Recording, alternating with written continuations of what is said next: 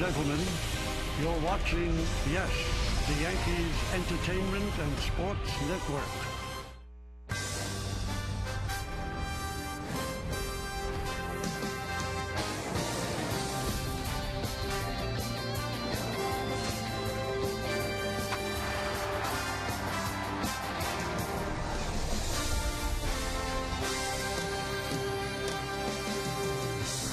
It's an absolutely gorgeous early evening here at Yankee Stadium in the Bronx, and the captain, Derek Jeter, will lead his team up against the Minnesota Twins. They're in town with the M&M boys, Mauer and Morneau. Here's a little history lesson. Those are the last two Yankee third basemen. Aaron Boone played basketball, got hurt, and that made the Yankees go out and get Alex Rodriguez, switch from short to third.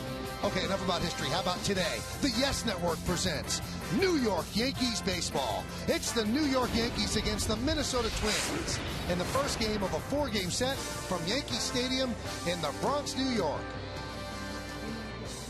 Hello, everybody, and welcome to Yankees baseball. Along with John Flaherty and Al Leiter, I'm Michael Kay. So the Yankees take 2 out of 3 from the LA Angels of Anaheim, and last night was the rubber game. They won 11-5, and they were ahead.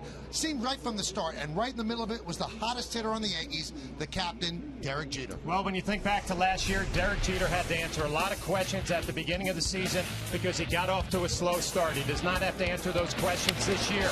Last night, a fastball out over the plate, ball jumps off his bat, a 3-run home run going the other way. He has 15 hits in 9 games, a red-hot start for Derek Jeter. Look at his numbers. They jump out at you. 366, 4 doubles, 2 homers, 6 ribbies, scored 5 runs. In fact, since the day he got his 3,000th hit, and this does show that maybe it was on his mind, he's hitting 342 since that day, July 9th of last season.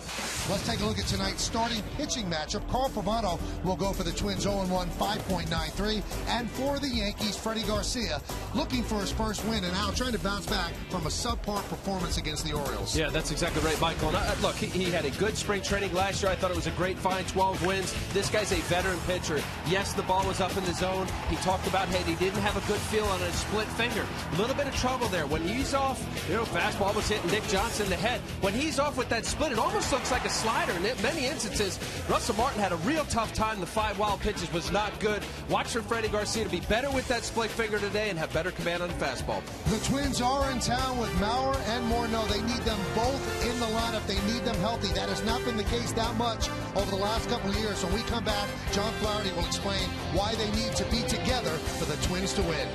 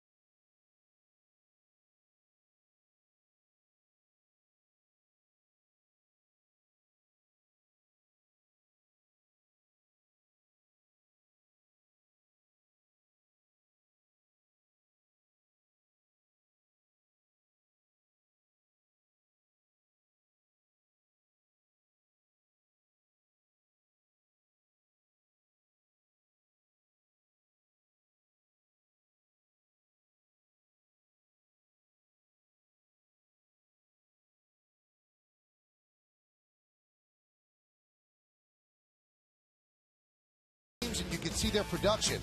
Then it has dropped steadily since then, and that has really affected the Twins. Hi, everybody. Welcome back to Yankees Baseball. Al Leiter will rejoin us in just a moment. That's John Flaherty. I'm Michael Kay. They need to get these two guys on the field and keep them on the field, and maybe they take a step toward that today by having Morneau play first base. Well, he gets back to first base. Obviously good news for the Twins, but they have to keep both of these guys healthy and in the middle of the lineup, and I think you have to take it a step further with this Minnesota Twins team. They don't have a lot of protection around them. They have to be the all-star players that they have been in the past. Ron Gardner has to keep them healthy and productive if the Twins have a chance. So Morneau plays his first game at first base, and that allows Maurer to be the DH, so when he's not catching, you can still keep his bat in the lineup. You know, it's a valuable weapon to have, keep his bat in the lineup. But again, he can't be the Joe Mauer who slapped the ball around a little bit last year when he was healthy for 82 games. He has to get back to that all-star form and show a little bit more power. Should be interesting to see how this team responds to 4 games in the Bronx here against the Yankees.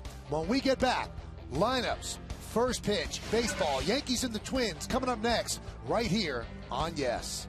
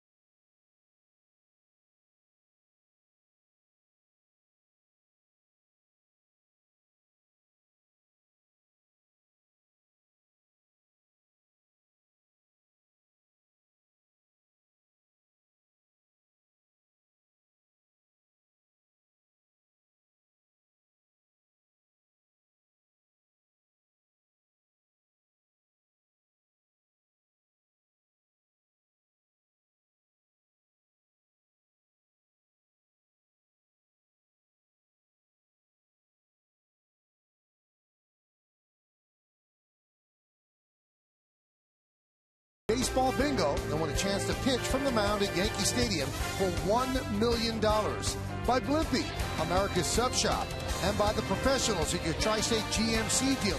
Why just go when you can go pro? An unseasonably warm day here in New York City. Absolutely gorgeous. Great day for baseball. The Yankees against the Twins. Freddie Garcia is on the mound. The Yankees have taken the field. He's taking his warm-ups. And we'll take a look at tonight's Twins starting lineup presented by Burger King. Denard's fan in center field will lead off. Batting second, playing shortstop, Jamie Carroll. Joe Mauer, the DH, will hit third. Josh Willingham in left field will clean up. Batting fifth, playing first base, Justin Morneau. Brian Dumit is the catcher. He's going to bat sixth. Batting seventh and playing third base, Danny Valencia. Cleet Thomas in right field will bat eighth. And batting ninth and playing second base, Alexi Casilla. On the mound, Freddie Garcia, 35-year-old right-hander, veteran pitcher, knows how to pitch, use all of his pitches. A little rough start down in Baltimore. Eventual Yankees win. There you see the ERA because of that start, 4 2/3. Didn't get it through 5 innings, through 98 pitches. Let's take a look at the pitcher scatter report on Freddie. Talk about a guy late movement. There's a lot of movement. Sinker, slider. His split is really his outpitch, not only to left-handers but right-handers. Venezuelan leader. How about this? First all-time in wins and innings pitched. Third in strikeouts behind Johan Santana and Carlos Zambrano. And the wild side, that 5 wild pitches, those 5 wild pitches tied an American League record. And also a single-game franchise record. Not one that you want, John Flaherty. A way to start the year, right? Record holder, not the ones you want. Twins come into the game 2-7. Garcia's ready. Span is ready. Let's do it in the Bronx. And the first pitch is a strike. We are underway. Well, you talked about those split finger fastballs and all the wild pitches. You remember back to last year and in spring training, it seems like he can throw that pitch in his sleep, but for some reason in Baltimore had a tough time. There's a strike. 69 miles an hour. You know, I was talking to Larry Rothschild, John, and I get. Were you doing the game down in Baltimore? Yep. Was it cold or colder? I know it was colder in Florida. And really, folks, what you want to feel, you want a little sweat to feel the baseball, and especially on a split finger. You know this, John, where if you don't have a good feel coming off your fingertips, there's a nice one there. But still, it's cutting. That split finger should have an effect that's going down and away on the lefty and in on the right-hander. You saw that one there, almost looked like a slider, and you mentioned it in the open. When that split looks like a slider, probably not the best news for Freddie. Needs to go more down, possibly down and away to a lefty.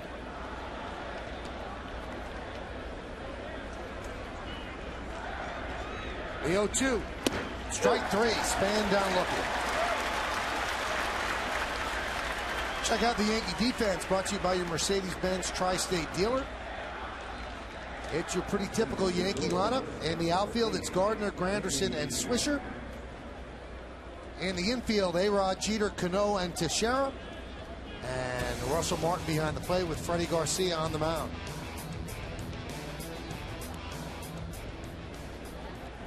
Here's Jamie Carroll.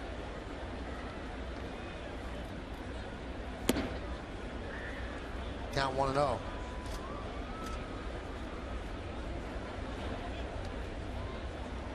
I know often you'll hear TV folks, people who cover the game that replayed it, say it's a real pro. And Jamie Carroll's that. Came to the big leagues in 2002 with the Montreal Expos, bounced around a little bit, Nationals, Colorado, spent some time out there in LA, and really just puts it tough at bat. You know, scrappy, just a gritty guy, Midwest guy. There's scrappy, gritty, Ron Gardenhire. You know, Al, to your point, I remember going out to L.A. when Carroll was playing for the Dodgers, and everybody out there around the cage saying, just watch this guy play for 3 days. You know, he's not one of those players that's going to impress you. You watch him one night, you watch him for 3 days. Good guy to have on the club. Kind of getting off to a slow start. Humpback line drive up the middle. Grabbed on one hop by Cano. Fires the first, not in time. As Carroll beats it out. Well, off the end of the bat, Robbie Cano going to his right, and as he always does, gets a lot on the throw and accurate, but Carroll a little bit too much speed. The ball was not hit that hard, and Robinson Cano covering a lot of ground, but just can't make the play. Infield hit for Carroll.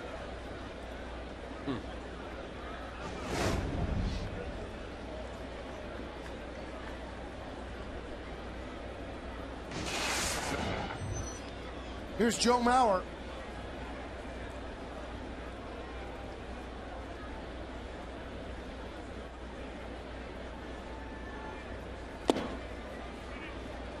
The Twins so need him to be what he once was, 3-time batting champion. Loves hitting in the new Yankee Stadium, 316, 3 homers, 8 walks, 9 ribbies. And he's also 13 for 31 lifetime against Freddie Garcia.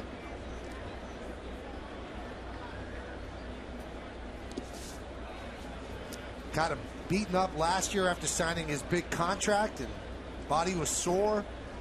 Didn't see as much action as they had hoped.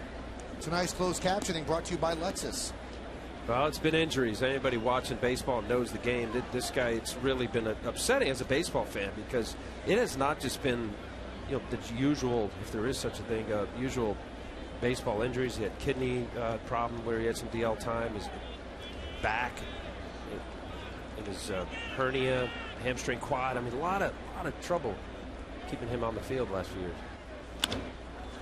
And it's such a tough thing for the Twins. It was so important for them to keep their homegrown guy. He's from the Twin Cities, and they gave him this big contract. You see all the injuries since 2009.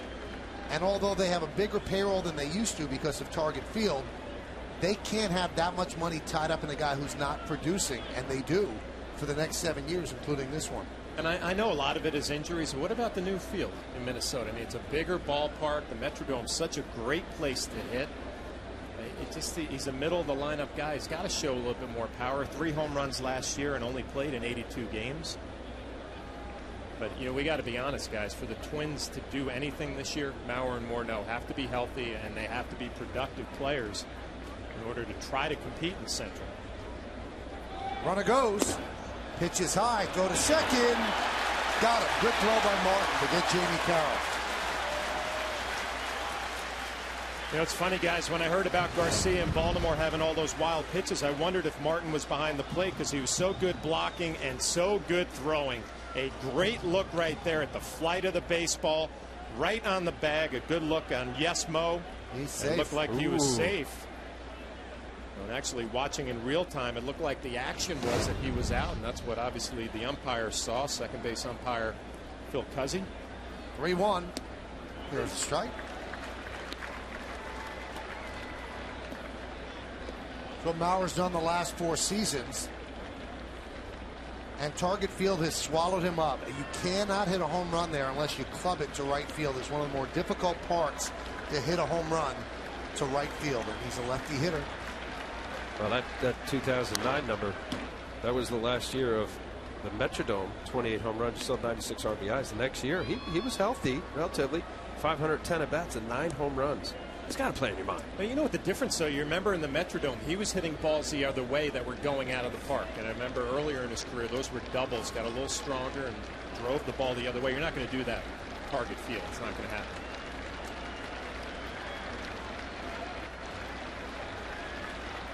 Three-2. Reading a story in the Minneapolis Star-Tribune where they did this whole survey, and the wind blows in so strong from the open area in Target Field and right field, and some Twins executives were asked, would you reconfigure the ballpark? I said, for every hitter that wants us to bring the fences in and lower them and close up that opening, the pitchers want it to be just as it is. Well, you're paying Mauer all the money, though. And Morneau. 3-2. That one's driven out to left field. Going back is Gardner. He's going to play it off the wall as Mauer motors into second with a double.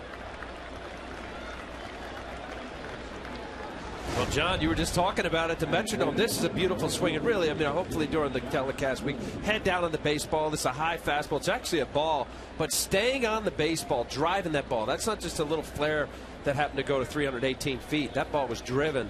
Watch this ball here. Freddie just trying to get the ball, preferably down in the zone, up. Nice hitting going the other way.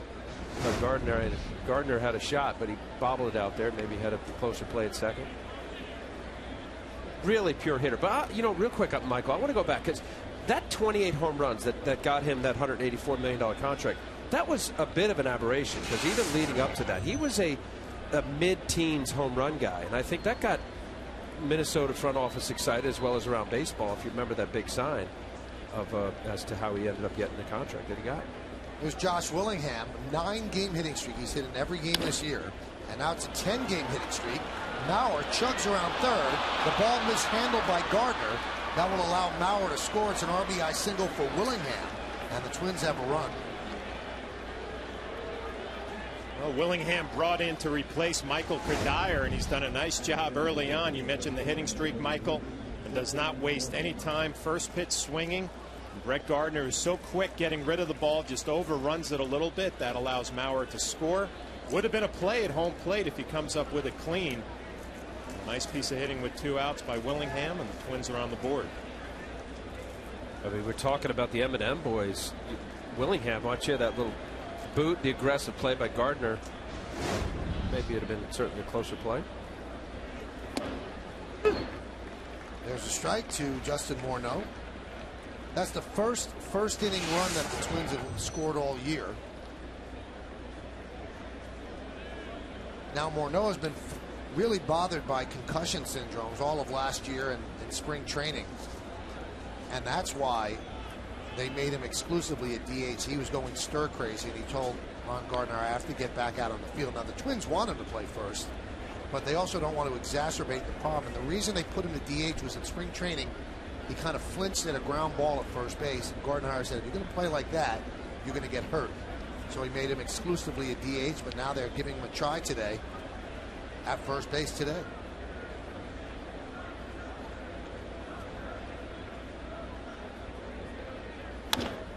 Hammered foul. Well, we mentioned in segment 2, Michael, I mean, if he plays first base, it gives the Twins and Ron Gardenhire a little flexibility with the DH spot, which Mauer is in tonight. You feel bad for Morneau and all the problems that he's had through his career, concussions, pinched nerves.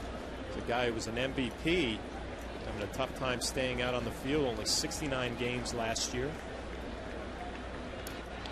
He's beat up the Yankees in the past and likes sitting here at the new stadium.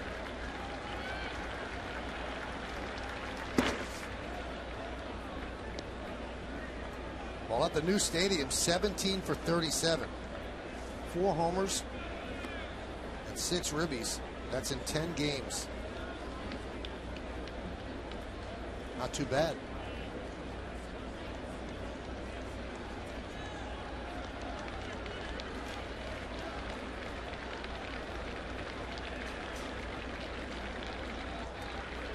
2-2.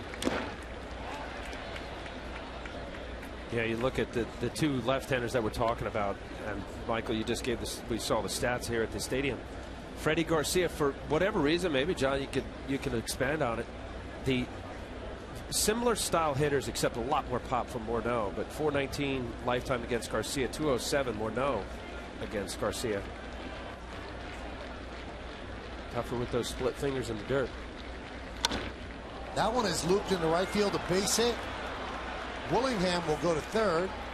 Granderson gets the ball in, so Morneau didn't hit it hard, but placed it perfectly. And the Twins have runners on first and third.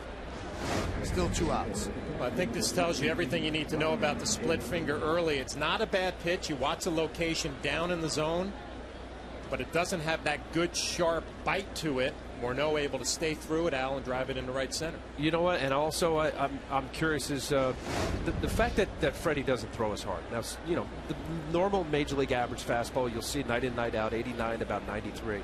If you're below that, you don't honor it as much. Not that you don't think it could blow by you, but you can sit longer, wait for off speed. You can almost sit for an off speed pitch and still foul off the fastball. You don't have to respect it as much. Which is, I think, what we just saw with Morneau. That was location wise was pretty good. Pretty good. Here's Ryan Domit, and he takes the pitch low. Domit's the backup catcher to Mauer, and they've been playing him in the outfield. But when they play him in the outfield and Mauer's catching, if they want to improve their defense late in the game, they can't do it because they can't take their second catcher out. So by Mauer DHing today, you can have Domit as the catcher. Let's look at the game time weather presented by Bigelow Tea. 72 degrees, just beautiful day. Humidity 44%, wind 11 miles per hour, and they're expecting clear skies throughout the game.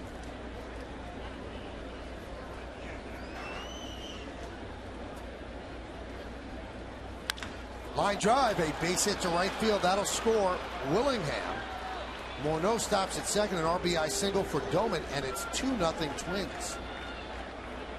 Well, this is one of those moments Larry Rothschild's going to come out here, settle him down. Let's see the location here. This ball is up 88 miles an hour. Domit just loving it, as every major league hitter does. And the 88-mile-an-hour fastball not sinking. And as John said, what we just saw with the split finger, when you have a guy that's relying on movement, it's not just the movement out of their hand, it's late movement. That's where you get the crispness. Look at that. That's almost center cut.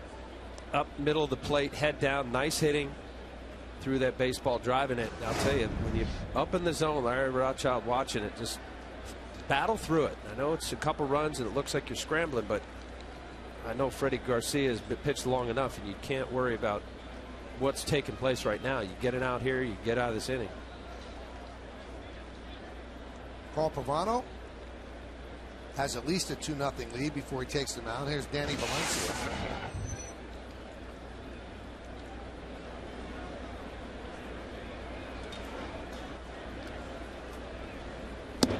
There's a strike.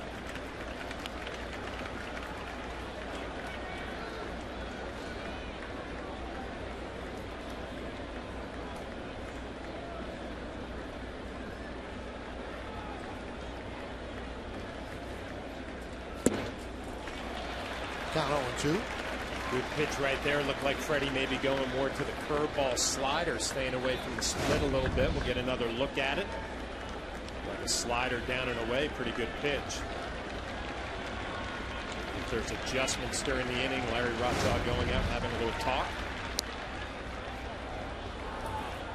Danny Valencia, a young player, 27 years old, but hasn't played much in the big leagues. 2010, he was up part of the year last year every day. Good, solid player when he's right, like most major league hitters. He's 207 right now. Drives the ball to right field well, staying away. Swing and a miss. And Garcia finally gets the third out. But 5 straight hits. If not for the caught stealing, it could be worse than Twins 2, and the Yankees coming to bat.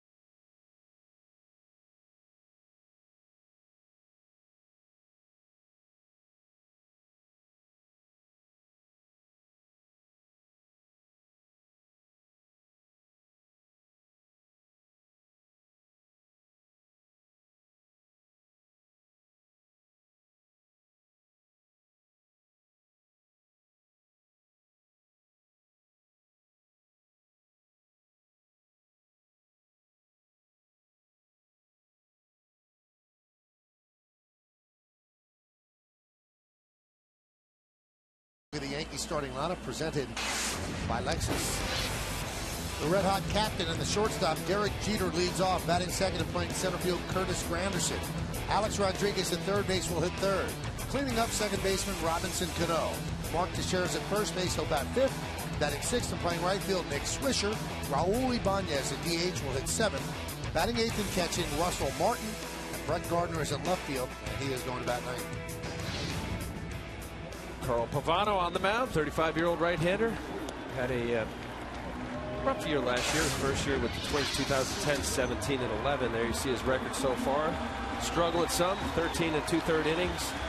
Got pretty deep against the Angels in his last start. Let's take a look at the pitcher scatter report. First pitch strikes. Last year, he was the 5th best pitcher in Major League Baseball. 66% of the time, strike one. That's what you're taught. Throws a lot of strikes. Velocity down. Averaging 85 miles an hour this year. Not good. You have to hit your spots. 262 hits. He led the American League in giving up hits with a minimum of 190 innings. Not good. Velocity in the mid-80s. 85. Hit his last two. You know the pitch FX stuff, you know, where they're tracking everything now in baseball. It's been right around 85. So we'll watch tonight. Jeter drives one deep to right field. Going back, Thomas looking up. See ya! A home run for the captain. His hot streak continues. Yankees on the board. 2-1 Twins.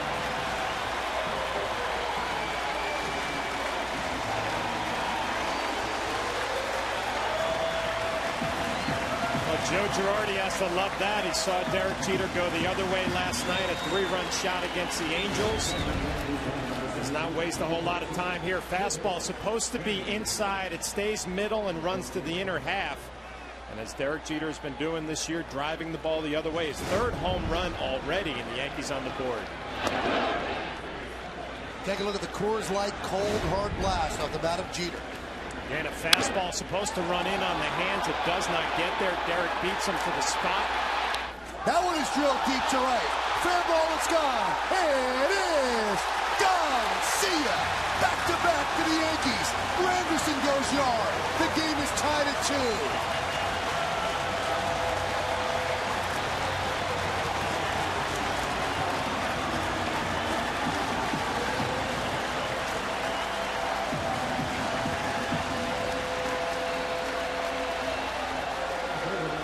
Well, how nice for the Yankees, back-to-back.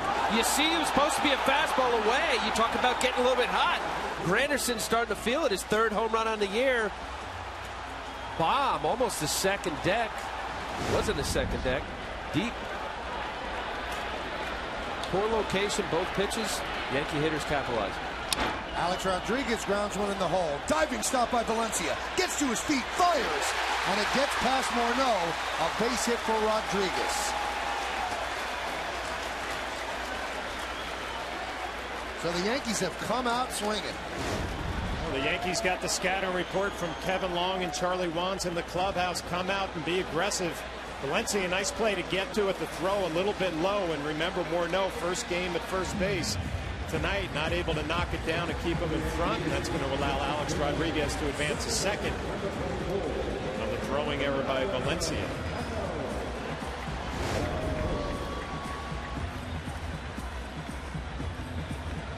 Al, I'm thinking back when you said 85, 86 miles an hour. This is what a major league hitter will do when you have a fastball that's in the mid-80s. I mean, you hate to say it's batting practice, but you have to be absolutely perfect with your location, and Carl Pavano has not been in the first inning. You know, you'll hear often, I know you know this, John, that somebody is below hitting speed. This is hitting speed. This is ripe hitting speed. If you're not on, you better change speeds. Pitch outside to Cano. And Michael, I say that, you know, in honor of a fellow left-hander. You got Jamie Moyer out there in Colorado, 49 years old. You know, here's a guy, he's throwing upper 70s. Now it becomes the frustrated other side of it. Whereas this here, 85, 86, John, you'd be. Boy, if you miss in the middle, I might even be able to hit that out. I wanted you to finish that. I'd say might be able to hit. Right. Well, there's the adjustment right there. Looked like a little split finger in a fastball count. Carl realizing he doesn't have the velocity, doesn't have the location. You go to plan B and do not give in with the fastball. Robinson Cano thinking he's going to get that 85, 86, and he gets about 77 down and in. Good pitch.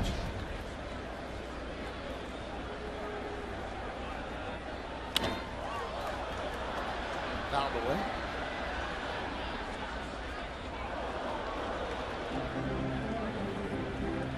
I was watching the game last night, and Robinson Cano had a take where he's out on his front foot, really frustrated with himself. And great hitters know even when they take pitches, they don't feel 100% right. And you just think back to that fastball there, 87 miles an hour, not overpowering, and it beat Robinson a little bit. I think more because he's drifting forward more than anything else. That's not going to last long. He will get hot sooner than later. Yankees trying to do something right here they have not done in their first 9 games. They have not had 1 RBI out of the cleanup spot. They're the only major league team without an RBI from the 4th spot in the order.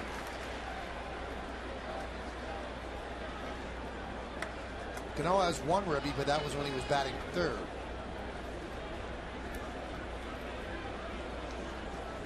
When you think about the Yankee lineup and the great players, of course that's going to change as this year goes along because they're very good hitters, but they have not got an RBI at the 4th spot.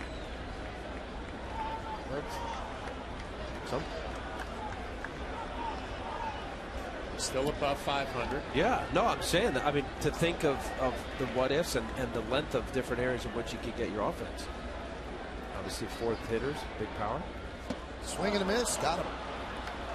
So Cano down on strikes. Let's take a look at the Twins defense, brought to you by your Mercedes-Benz Tri-State dealer. There's no defense against Derek Jeter the way he's hitting. But this is how they'll try. Willingham, Span, and Thomas left to right. Infield, Valencia, Carroll, Casilla, and Morneau. Gilman behind the plate, and Pavano on the mound.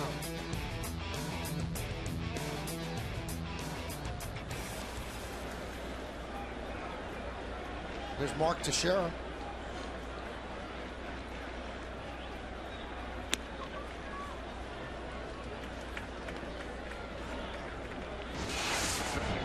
Watching the defense set up here for the Twins, shading Mark Teixeira a little bit to the right side, not that exaggerated shift obviously with Alex Rodriguez. Carroll playing behind him. A couple of good takes by Mark right there. Looked like he saw the ball pretty well out of Pavano's hand. You wonder with first base open, what Swisher on deck.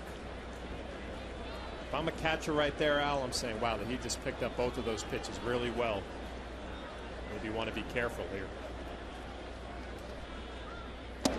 I'm right at him. I wonder. I mean, can you just mind cramp yourself? There's 2-0, 87 down the middle. One would say, wow, what are you looking for? But you start thinking into the at-bat, just as you did. You start thinking as a hitter, there's no way he's going to give in to me. I have first base open. He doesn't have his good fastball. And you know what? He throws it right down the middle at 87, and you take it. 2-2.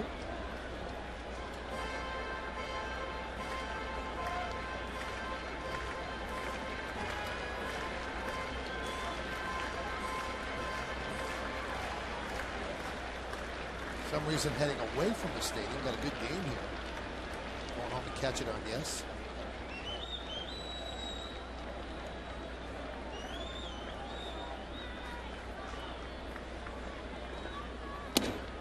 Missed inside.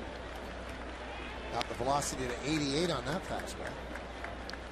You see a little reaction from Pavano there. Wanted to get that call from home plate umpire Gary Davis. He knows he doesn't have great stuff. He needs maybe an inch or two off the corner and did not get it there. Jerry Davis, I'm sorry.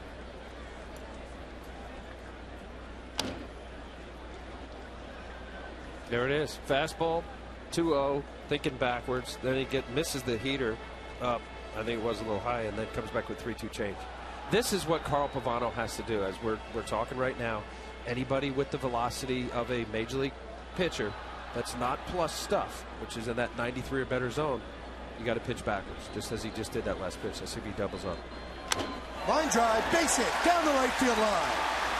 Rodriguez rounds third. He will score. Teixeira stops at first. It's an RBI single, and the Yankees take a 3-2 lead. Well, it's amazing how quickly it changes for the Minnesota Twins, who have had their problems playing against the Yankees. 2-0 lead has evaporated on this swing right here from Mark Teixeira. Fastball down and in. Easy for a left-handed hitter just to drop the bat head, driving it into right field. Alex Rodriguez scores easily. And the Yankees quickly, here in the bottom of the first, jump ahead 3-2.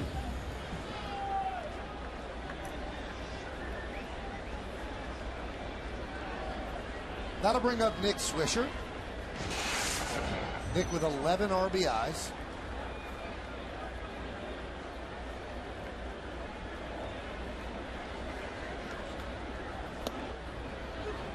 Strike.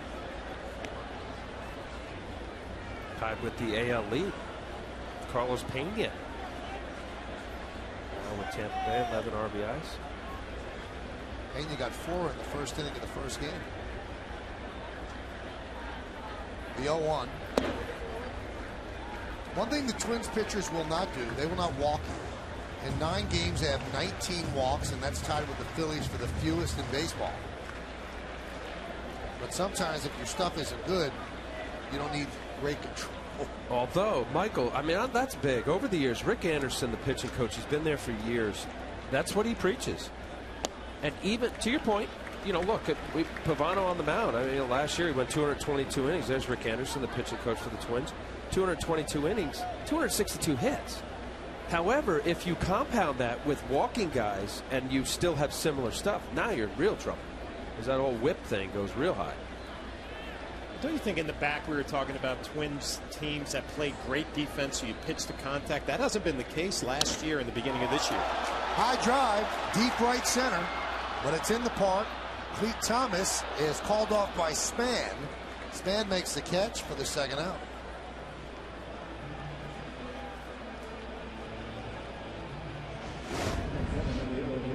Well, Cleet Thomas, who just came over from the Detroit Tigers, picked up on waivers, and a little miscommunication with Span, the center fielder, comes over and makes the play.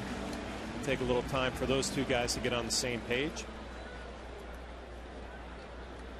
Here's Raul Ibanez, who hit a monster home run into the upper deck in right field. Game was on ESPN. I had a great shot of Torrey Hunter looking back toward the field going, wow. And according to ESPN, that is the second home run ever hit in the upper deck in right field. The other one, Russell Branyan. Mark Teixeira hit one into the suites underneath the upper deck. But to go into the seats, now it's Ibanez and Branyan.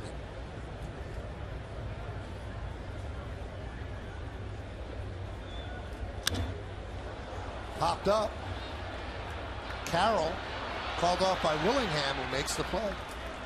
But the Yankees take the lead, and it started out loud and with a bang. In fact, back-to-back bangs.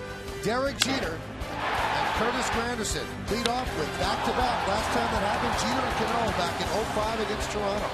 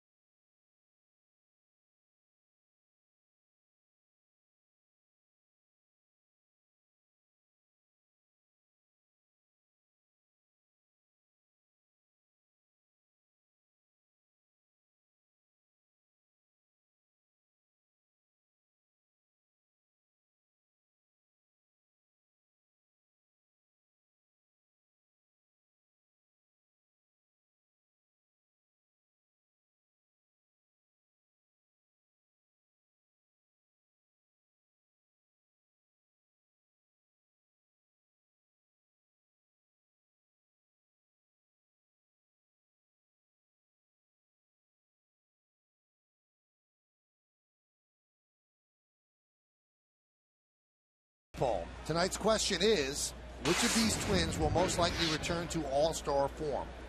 You can text your vote the 42951. Standard text messaging rates apply. Is it Liriano? Is it Mauer? Or is it Morneau? Here's Clete Thomas, claimed on waivers from the Tigers a couple of days ago. And they really need hitting, so he's right in the lineup. Tigers really liked him, but numbers crunch, roster-wise, tried to send him down. And the Twins jumped on him. Well, you see he has a 3 at-bats, 1 home run yesterday. Actually hit a couple of balls hard yesterday. And Gardner liked what he saw. He's back in there tonight. His father's favorite player was former Yankee Clete Boyer, and he is named after Clete Boyer. Yeah, see, Al, this is what's incredible about working with Michael Kay. This guy just got picked up on waivers a few days ago, and he has that story waiting for him. Incredible. Here's the 1-2. Grounded to first, backing up is Teixeira. He'll flip to Garcia.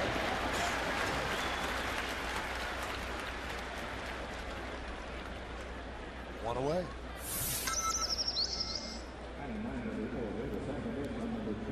That'll bring up Alexei Casilla. Guys, I was thinking about the Twins coming in here to the stadium. 2-7 to this point during the year. Got swept in Texas. Have 4 games against the Yankees. It has not gone well in recent history. And then they have to move on to Tampa Bay for 3 games down there. I mean, you're at the beginning of your season. Your season could almost be over before it starts. And this is so totally not your typical Twins team, John. And it's frustrating for Gardenhire, who likes to run, likes to send runners. And if you look from 2 to 7 in their lineup, they can't run. It's a plodding team. It's completely the opposite of the type of team that used to succeed with Minnesota. I think back to those Minnesota teams that were always in the playoffs. They were so fundamentally sound, ran the bases well. You mentioned the speed, but also just made the routine play. Last year it was so different watching this team because they didn't play Ron Gardenhire type baseball. Billy Smith, their GM, was relieved of his duties, and Terry Ryan, who built the Twins team that always seemed to be going to the playoffs, he is back in charge as the GM. Well, you know, when you lock up a lot of money, even though the new stadium, Michael, you mentioned, yes, it brings in more revenue, beautiful new ballpark, open air. You lock up almost $50 million for a club that, you know, is have a tough time generating revenue to a point to where you have to have other suitable supporting cast. Teixeira retires Casilla two-way. They are now in that position of going out and having to cherry pick. I thought Josh Willingham was a great pickup. This Clete Thomas, I think there could be a ripple effect to getting him more starts in the outfield because of what potentially happened if Morneau could play first, and you get some more chances for Mauer to either DH or play behind the plate. Here's Denard Span, who struck out in the first inning against Garcia. Fouled the other way. You know, John, and along with being fundamentally sound, even though they didn't have gas pitchers, guys with plus stuff, I mean, I go back to Radke, you know, when he was there, and you know, Baker's always done a nice job. He's down now, he's hurt. Blackburn, it looks like they got good news with his MRI. You know, good pitchers, but not overwhelming stuff guys. You'll certainly go back to Johan Santana. That was very impressive for a guy to, you know, win Cy Youngs the way he did. So it was pitching and defense. You're right. That one is loop left side. Jeter over, makes the play, and a nice bounce back inning for Freddie Garcia as he retires. The Twins in order. For the Yankees in the bottom of the second, it'll be Martin Gardner and the red-hot captain Derek Jeter coming up next.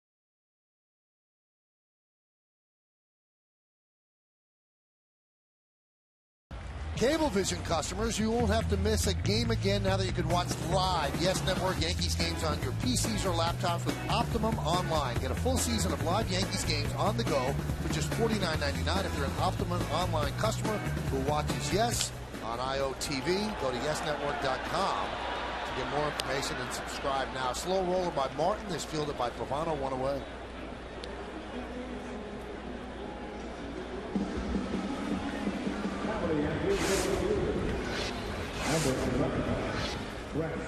Let's see if Pavano could bounce back after a rocky first inning. Well, one pitch, one out. That's a big boost for a pitcher who had such a rough first inning.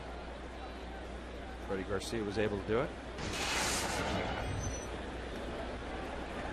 Here's Brett Gardner. Valencia in on the grass at third. Count 0-1.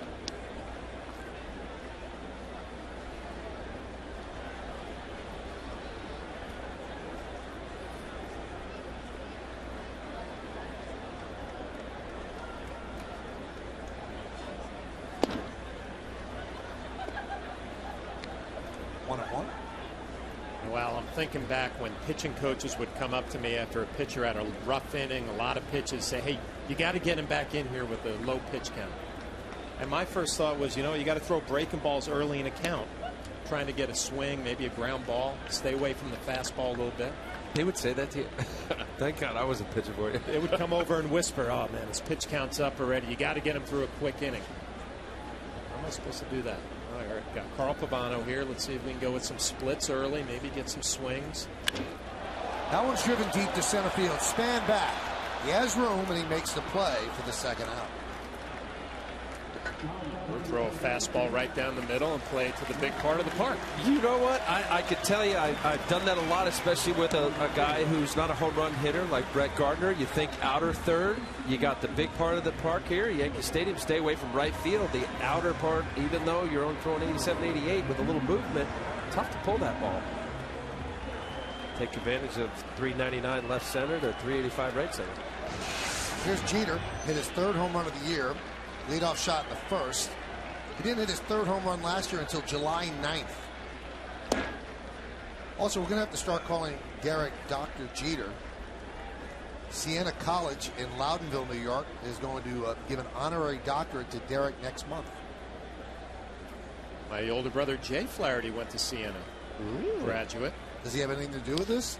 He's a huge Met fan, so I'm sure he had nothing to do with that. It's up in Albany, near Albany, yeah, right? That's right. They have good basketball.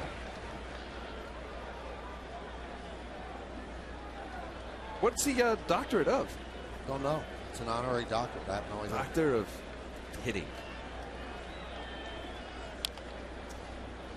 I got an honorary doctorate degree from St. Thomas Aquinas College. Down in Fort Lauderdale. Oh, in Rockland County, New York. There's a St. Thomas Aquinas down in Miami. So you actually should be called Dr. Flaherty. I am referred to as Dr. Flaherty in the St. Thomas Aquinas community. Wow. And I told my kids I want that to be referenced in my home. I want to be referred to as Dr. Flaherty. Dr. Dad? That has not worked out too well so far. All right, so now you can help me on this. What is the doctorate in? Is there like a title? It's a good question. I'm sure that Just there make is. something up. But you know what? I was actually excited because I never went through my graduation ceremony at GW. So Stack asked me to go through their ceremony. Had the gown and the cap and the whole 9 yards. Got my honorary degree and moved on. Wow, that jumped up and hit Jeter. Almost got him in the face. Well, you cringe when you see something like this, especially for Derek, who's gotten off to such a hot start. Looks like no damage was done there. A little slider off the end of the bat. It's the bill of the helmet. Shouldn't be a problem. And when you're red hot like Derek is, you don't want any bumps or bruises. Just keep going. Or when you're red hot, you spoil a pitcher's pitch right there. Yeah. That was a nasty slider just off the plate. Chop left side. It'll be a tough play, and Jeter beats it out. Carroll charged and made it close, but Jeter's so fast out of the box this year, he gets an infield single. Well, this is the way you want to start off the season. When you hit the ball hard, it's a double or a home run. When you don't hit it well, you get jammed, and you still have enough speed to beat it out. Carroll makes a pretty good play, a low throw, but Derek Jeter got out of the box great, like you said, Michael. He was able to beat it out for an infield hit. When you are hot, you are hot. How many of those singles have we seen Derek Jeter have? Hustle.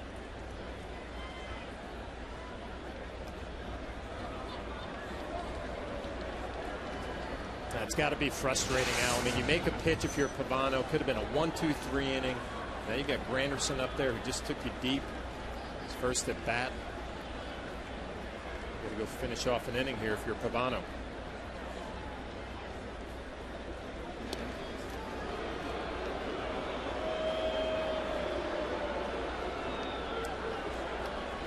How about this stat?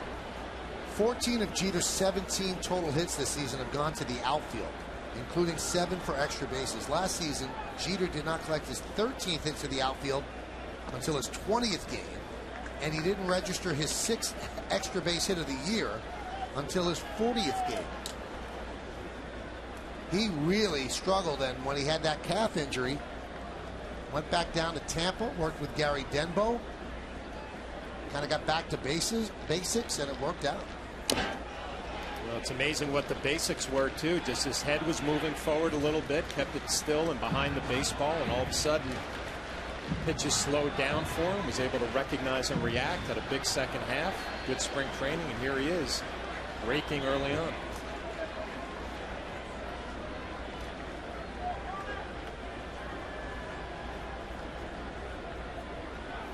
We showed the stat on our open. I believe he's hitting .342 coming into this game since the day he got his 3,000th hit. And he did admit afterward he was feeling some pressure, especially to get it at home. But that trip to Tampa probably solved it more than the 3,000th hit.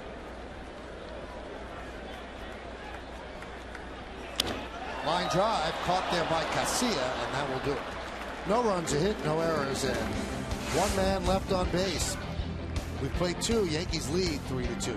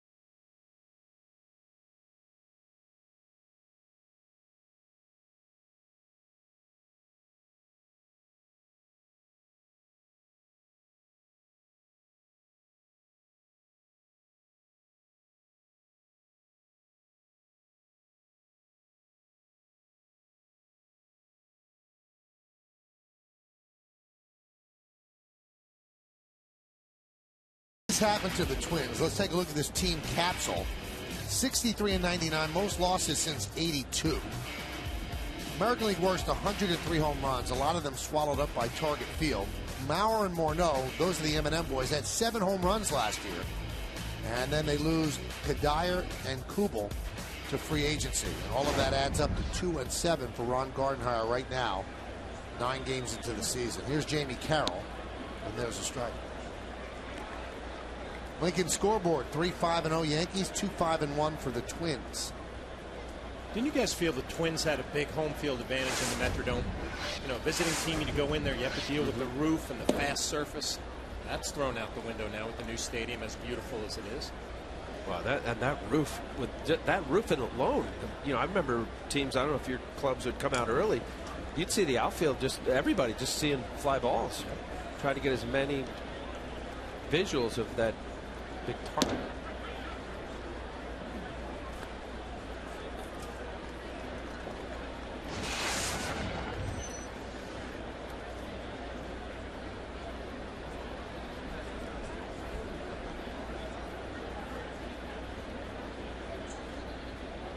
Two-one.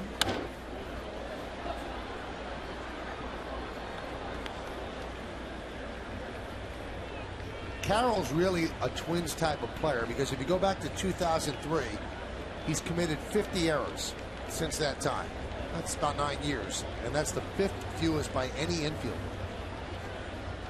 They want people that are going to catch the ball. The 2-2.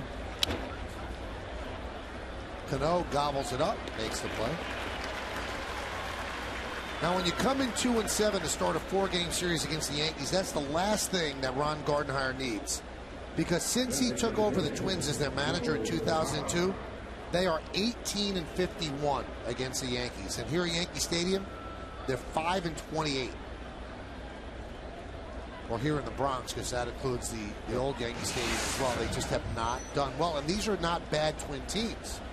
These are competitive Twin teams that simply can't get it done against the Yankees. A couple of times the Yankees got them in the playoffs as well. You know, when I saw that stat as well, Michael, I thought, you know, so many times over the years, you play for a team and they come and say, well, you know, that team's got your number. And I'm thinking, well, you're going back when? And we don't even have the same roster? Like, really? But then you start looking at, as bad as the numbers are against the Yankees, you start believing it. Even though you want to fight it, because it becomes a story. Now, including the postseason, 20-63 for Gardenhire. In 2009, 0-10, including the postseason. And he lost all 4 ALDS matchups against the Yankees. That's more than a coincidence. But even just think about this game. We're 2 1/3 here through in this ball game. Twins had a 2-0 lead, quickly evaporated. 3-2 now they're losing. And as Al pointed out, you start thinking, all right, here we go again. Yep. You know, because the media has talked about it. You got to find a way to play 9 innings, 27 outs, and get a win. Not easy for the Twins to do here. 2-2.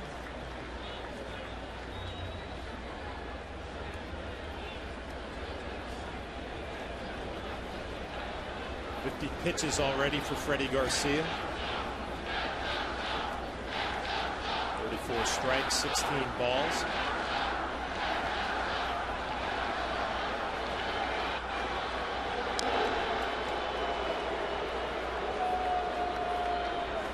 Well, there's a settle down effect for every pitcher. And I always believed it, because I was one of those pitchers. The first inning was the most difficult, because it's a matter of the transition from the bullpen. What's working, what's not? Do I feel great? How's it coming out of my hand? If you're a 4-pitch pitcher, many major league pitchers are, you know, which of my secondary pitches are better than the others? And it's a feel, the first inning, especially here. I mean, great shot there of Freddie's split finger fastball. Sets it up as a split, doesn't change. Here comes split. Rolls over on that one and grounds it to Teixeira for the second out. And where, Michael, I think you get a guy that settles down would be a guy like Freddie Garcia or a Pavano, because they can find what's working and what's not. And then all of a sudden you breathe through a couple innings. Maybe you have a couple 10-pitch innings, and you find yourself in the 5th inning, what looked like it could have been a nightmare for both of these guys. You're able to settle in. Happens often.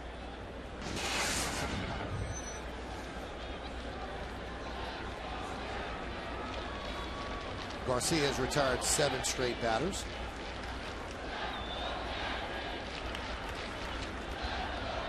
Keck that 6 straight.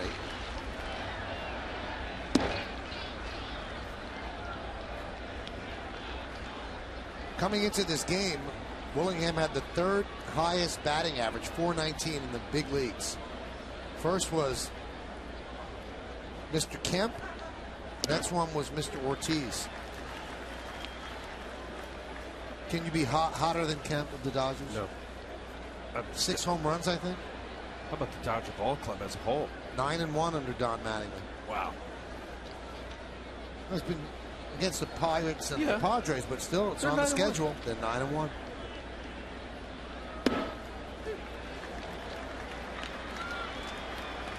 And you talk to people around baseball, and they really are unanimous in feeling that Don Mattingly has become a really good manager, a guy who really motivates his team and gets them to play hard and play the right way. Well, the one thing that I knew about Don Mattingly going out there, I didn't know what kind of a manager he would be, but I guarantee you that every player on that team feels like he has their back. You know, he was always, as a hitting instructor, he always felt like he was in the box with you, even if you were the 25th guy on the team. But I think from a managing standpoint, that's got to feel good for their entire roster. Strike 3. Willingham down looking. Now it's 7 in a row for Freddie Garcia. We go to the bottom of the 3rd. Alex Rodriguez will lead off against Carl Pavano. Yankees lead 3-2.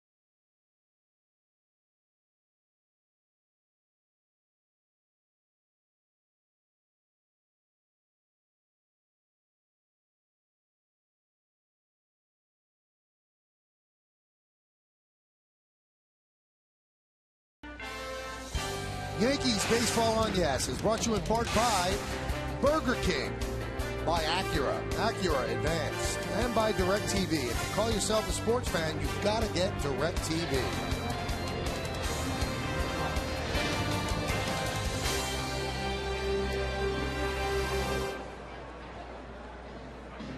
Looks pretty good. Long line, so it must be good.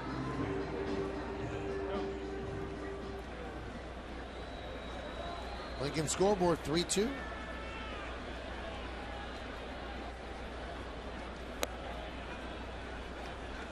It's just high.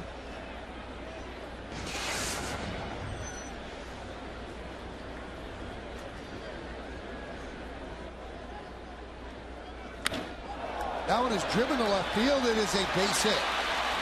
Willingham gets the ball in, and Alex Rodriguez is 2 for 2.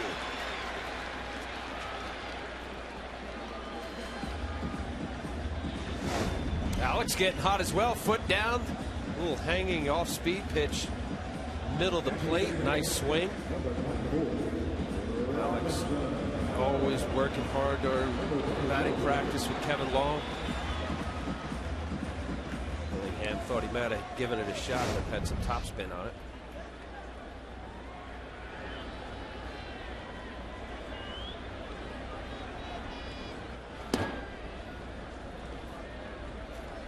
Good look at Pavano's delivery right there. A fastball 87 that was down and away. And, you know, I caught him when he was a Yankee. And the first thing that jumped out at me was that front left shoulder, how he really drops it and hides the baseball. Kind of even at 87, he's got a little deception. Ground ball is short. Let's see if they turn two. There's one on to first. It's a double play. A little deception on the fastball down and away, and Carroll does a nice job with the flip over to Casilla at second base. An athletic turn. And this is what we're used to seeing from the Minnesota Twins in the past. A fundamentally sound defensive ball club. Pavano makes the pitch. It's rewarded with 2 outs. Casilla looked like he was thinking A-Rod was coming down, bearing on him. See that second baseman run toward the shortstop if somebody's going to be coming in hard.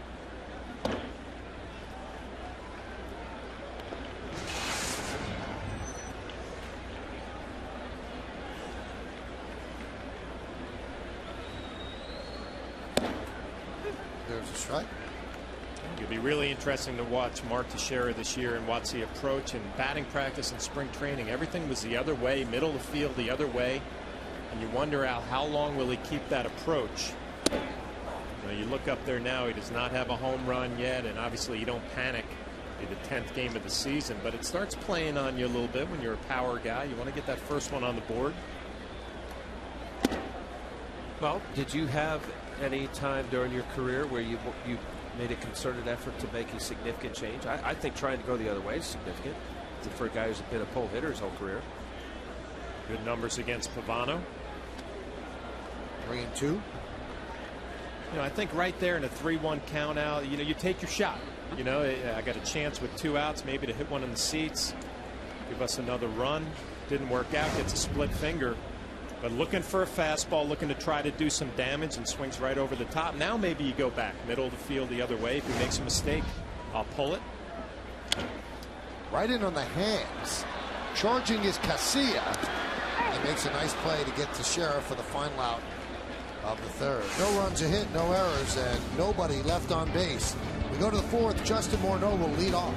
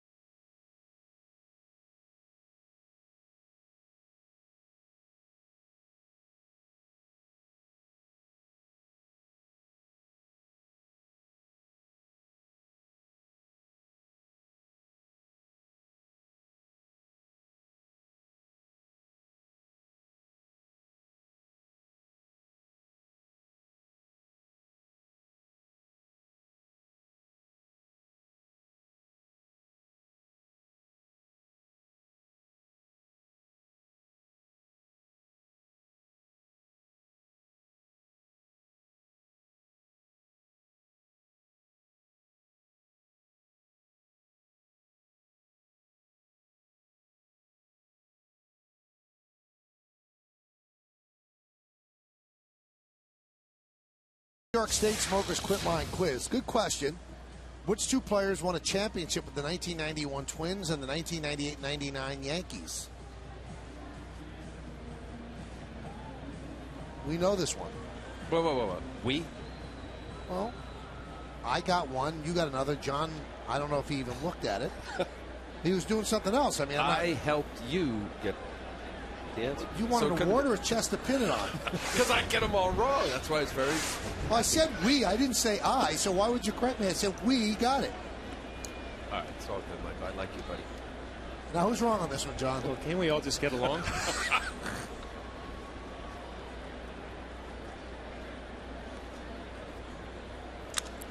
Ground ball to short right field.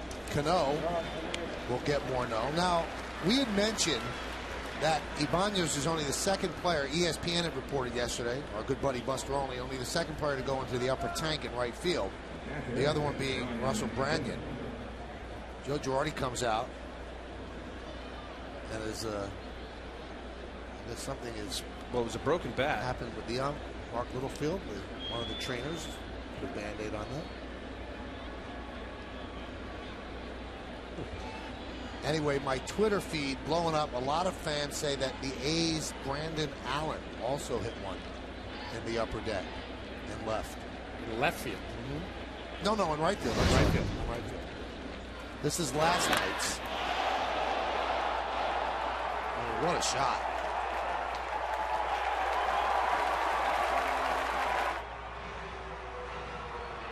Did that go into the suite level? No, I think it hit the Primo sign and then fell into. Well, then that doesn't even count. That's third deck. Who'd you say reported Mark on that? Teixeira did that last year, right? Mark Teixeira definitely hit one into the suite area, yes.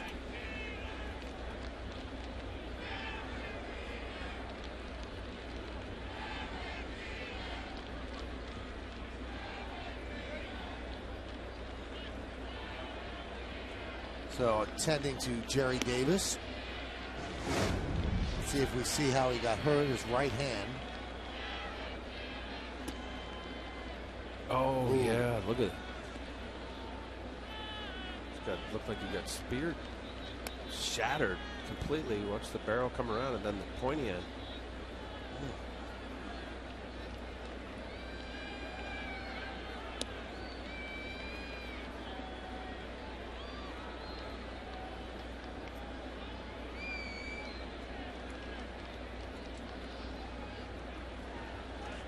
Just thinking, as a catcher, you're always taught to have that right throwing hand behind your back or maybe behind the shin guard. Jerry Davis had it exposed there on his right knee. Paid the price.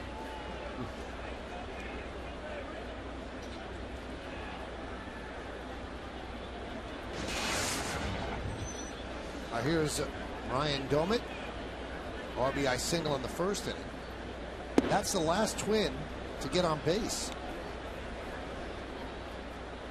8 in a row for Freddie Garcia, who was settled down last time. Didn't get out of the fifth inning. 4 2/3. Had 5 wild pitches.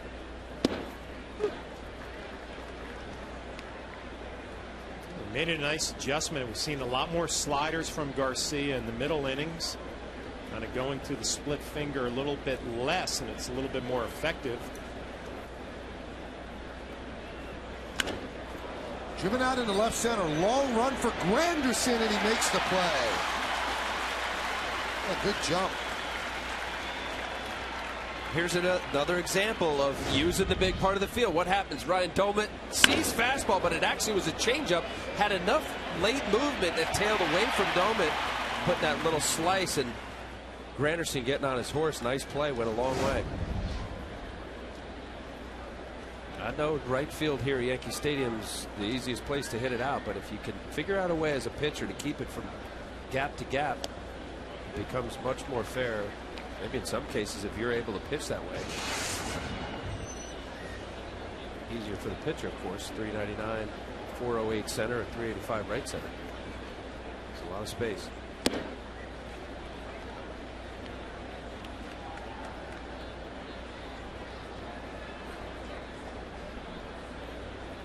Also on Twitter, John, a lot of people saying that you probably were awarded a doctorate of humane letters. Sounds right. Humane? Humane. Like UMass? All right, you're cut off.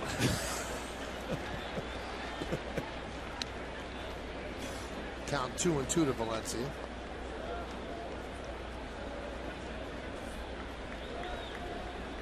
you'd like to get in touch with any of us on Twitter, those are the ones that have Twitter accounts. Leiter does not. No chance. Why not? Because I'd be barraged and insulted the whole time. Why would I want to subject myself to that? I'm handling it fine. There's a ground ball to third. And Valencia is down. 3 straight 1-2-3 innings for Freddie Garcia after that rough first inning. We go to the bottom of the fourth. Nick Swisher leads off.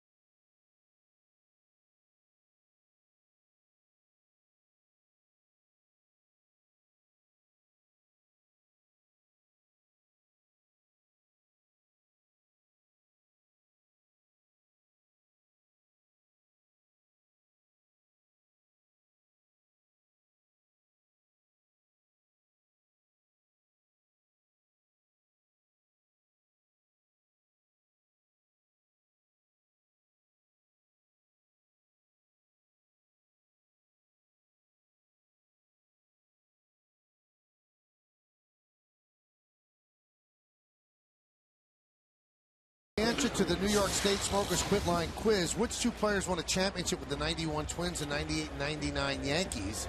We think it's Knobloch and Chili Davis. Let's see if we were right. We were right, Al. We're right. You're right. You're right that we were right. I'm usually off mark on that. That's all. I was excited. Nick Swisher will lead off against Carl Pavano. All the scoring in the first inning. Yankees lead 3-2. Yankees open up their half of the first with back-to-back home runs by Jeter and Granderson. First time they've led off a game with back-to-back home runs, the Yankees, since 2005. September of 2005 against Toronto. Well, you brought up a good point before. I mean, there are some young pitchers out there who can watch this game and learn something. You have two veteran guys. Garcia and Pavano had a rough first inning, kind of made some adjustments along the way. Pavano finds himself in the bottom of the fourth, settling down a little bit. Freddie Garcia the same. Soft ground ball up the middle. Jamie Carroll gets Swisher for the first out. Let's check out the Delta League leaders, and we'll take a look at the RBI leaders in the American League. And Al told you this earlier, Swisher and Pena coming into tonight with 11. And then David Ortiz, who's been red hot, had 7 hits in a row at one point for the Red Sox this weekend. He has 10. Raul Ibanez 9, and 3 others have 9. But since those 3 others don't play for the Yankees, they get listed as 3 others.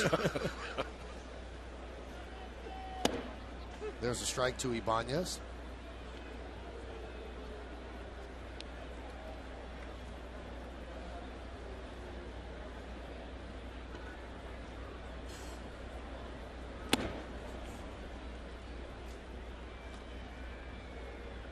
Almost what your comment, John, about settling down.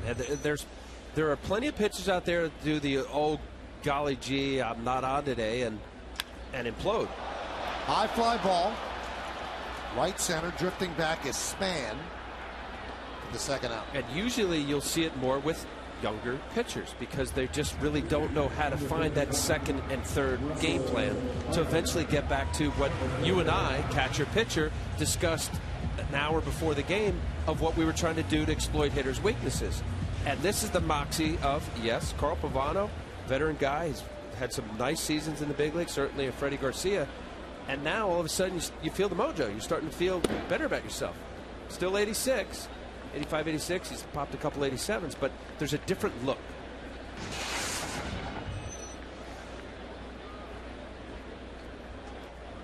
I remember talking to Mike Mussina before a game. Now, one of the starts is a backup that I was going to get. And I said, hey, you want to talk about the lineup? And he laughed at me and said, well, why would we do that? I mean, I'm going to go to the bullpen and figure out what I have, and we'll figure it out during the game. I don't want to predetermine how I'm going to get a lineup out if I might not have my good curveball or I might not have my good fastball.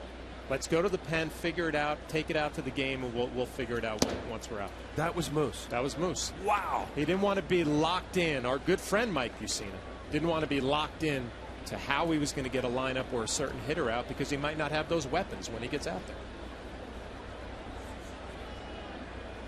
I'm fascinated by this. So now, was there a lot of shaking off or just a little shaking off? There was a lot of shaking. That's what I'm thinking. If I'm not remotely on the same page. But Moose was like that, though. He almost wanted to shake off just to let you know that he was the one dictating the action, which, of course, pitchers are. Strike three, Martin down looking, and the Yankees go down in order 1, 2, 3. We go to the fifth inning. It'll be 8, 9, and 1 in the Yankee order against Freddie Garcia. Can he make it through 5? He didn't last time. We'll see now.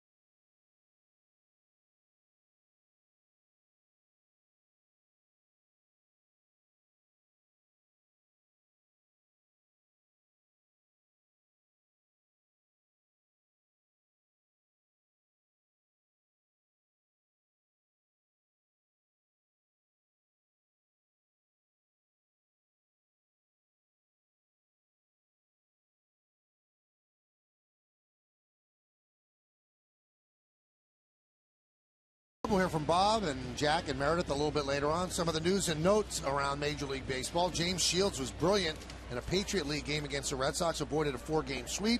Bobby Valentine had to apologize to Kevin Youkilis, questioning Youkilis' physical and mental preparation for a game. Madison Bumgarner agrees to a 6-year, $35 million contract, and the Braves announced they will retire John Smoltz's number 29. Cleet Thomas lines one to center field, and Granderson is there for the first out. Bobby's making news in Boston, I'll tell you that. That definitely stood out for me looking at the news and notes. How about Pedroia? Kind of came to Youkilis' defense there, saying we're comfortable with the way he plays. And how about the comment, though, Bobby will, what was it? Learn how to do it our way. Yeah. Very and then interesting. another comment, he said, I guess that worked in Japan. Ooh. I mean, this is a very respected player on that team, Dustin Pedroia, who was the favorite of Terry Francona.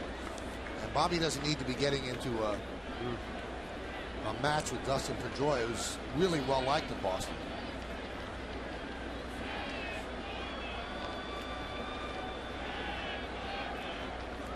Well, I haven't had Bobby Valentine as manager for 6 years, I think, 6 or 7.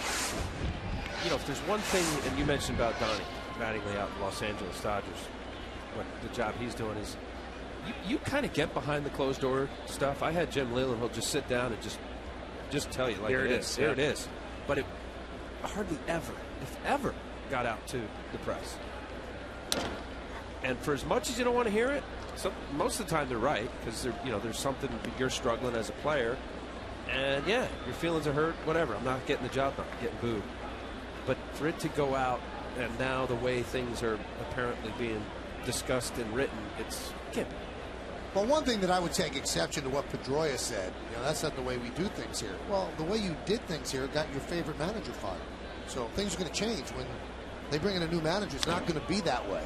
That one's driven deep to right field. Going back is Swisher. He'll play it up the base of the wall.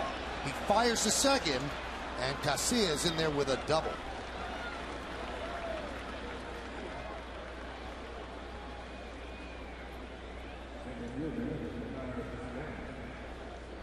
A little double with 1 out. Freddie Garcia, who has been cruising lately, looked like this may be a split down and in, speeding up Casillas' bat. You mentioned Michael Garcia trying to get through the 5th inning, could not do that his last outing.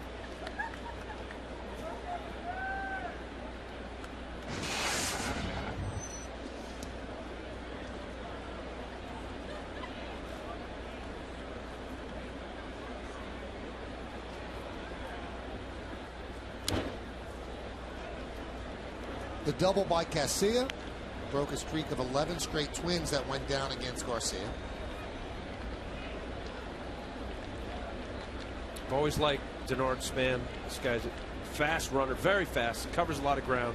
Reminds me a little bit of Kenny Lofton, all-time Major League outfielder. Spent many years in Cleveland. Just a slap hitter, slap it to left. Can drive the ball to right field. They missed him last year. He was out with concussion syndrome as well. Had a hard time getting back on the field. Took their time with him, and here he is, off to a very good start. It's amazing to me, guys, and Al, when we played, you didn't hear about the concussions. I mean, it wasn't that big of a deal. Obviously, a lot more attention now, a lot more knowledge about the damage that can be done, and for the right reasons, guys missing a lot of time to make sure they're healthy. But back when we played, maybe it explains why we are the way we are. A little off center. Yeah.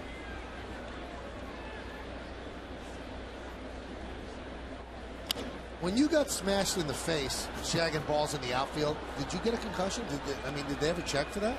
No. That, to John's point, I think about more collisions that you saw. I mean, just like train kind of hit stuff at home plate. Often, I remember Piazza just getting level. I mean, how often that there probably was concussions going on, but they didn't know about it or they didn't check it. I can remember times going out to the mound after a collision and just telling the pitcher, listen, this is not for you, this is for me. I need a minute here to regroup. And asking Jorge Posada, who went through some concussion syndromes, he said that's what he was experiencing, the lights, the stars, the whole 9 yards. Span goes down swinging.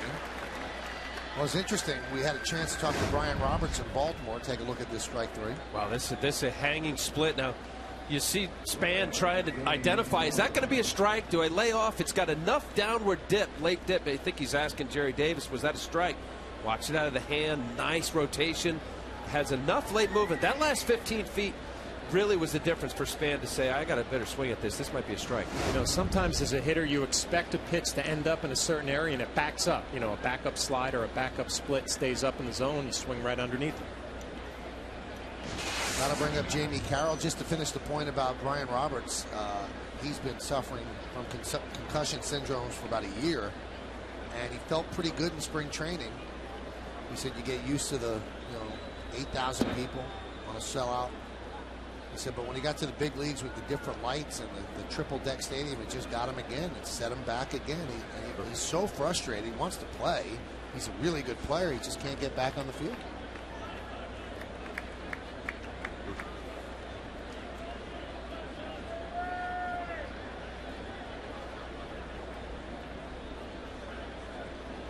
should tell people as the throw comes into second base. In the minor leagues, you were jogging the outfield and somebody hit during BP, right? Smashing in the face. Yes. AAA, you'll see pitchers do their running. And we had a pitching coach, Kenny Rowe, that used to like to do the football pass. So I was running center field. I met off the bat of Roberto Kelly. It was Columbus Clippers. Jay Buhner was there. What a few prospects in the 87-ish.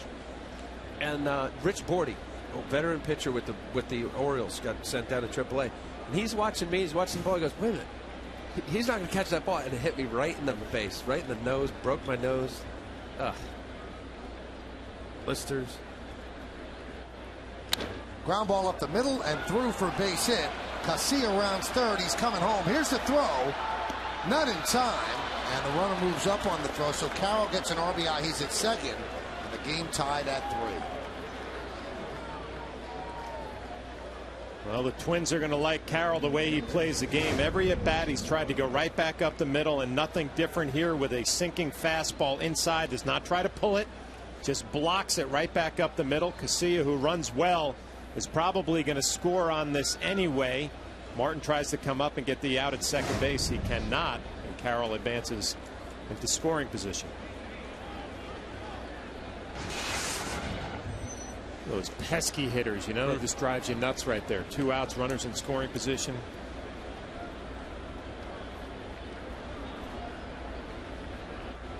Well, especially after getting the big strikeout with Span. Get the double, that 1-out double, 2 outs. Mauer swings and fouls the ball off. Count 0-1.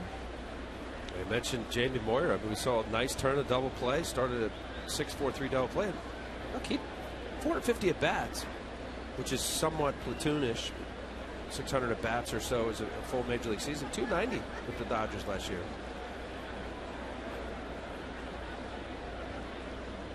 I see Jamie Moyer.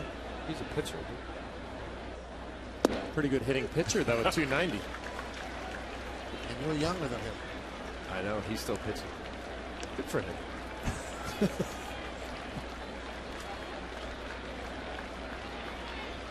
3-3 game. We're in the top of the 5th inning. Yankees and the Twins. First game of a 4-game set.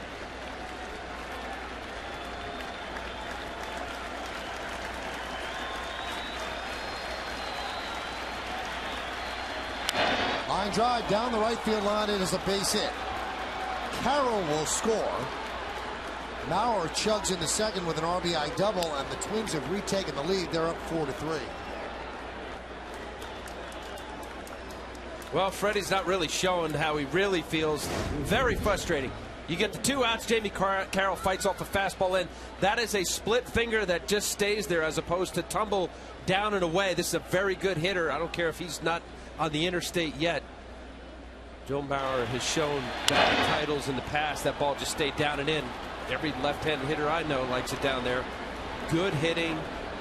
Big hit. Any 2-out RBI situation to deliver. Larry Rothschild calming him down. Well, you think about the advance reports on Freddie Garcia. I mean, we watched him last year. A lot of times when he needs a big out, it's going to be the split finger as Rapata gets his gun going in the Yankee pen. And if you're going to throw a split with 2 strikes to a guy like Mauer, it better be down in the dirt. Mistake right there, and he paid the price. Well, you said it. I mean, that's the frustration that could be the residual of giving up the 2-out hit to Jamie Carroll. You still respect Joe Mauer. Yep. You know, 242 coming into today or not. But as you said, John, an 0-2 count, that split's got to be better than that. Here's Josh Willingham.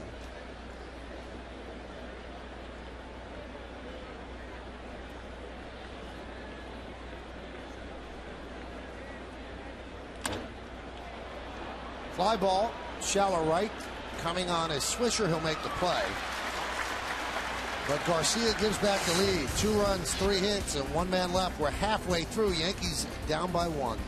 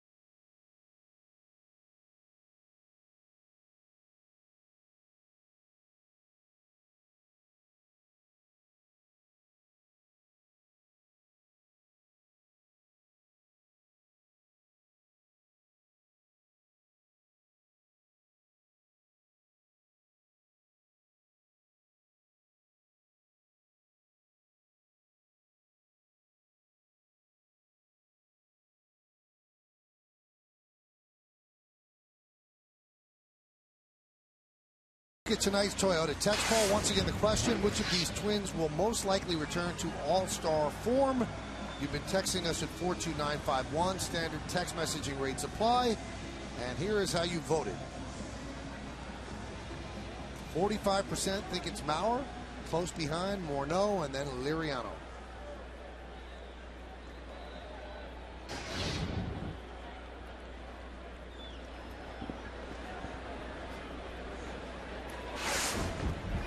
Four-three as Gardner leads off here in the bottom of the fifth.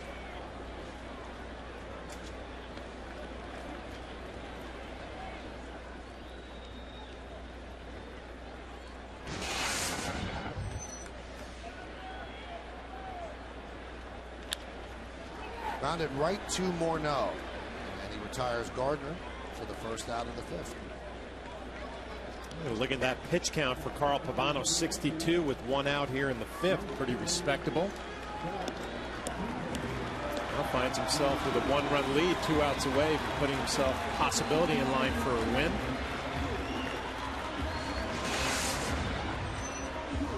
That's really good.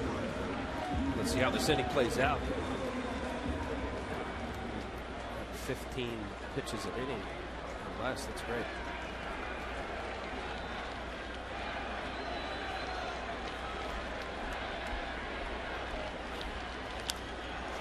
Ground ball grabbed there by Carroll. Jeter is retired for the second out.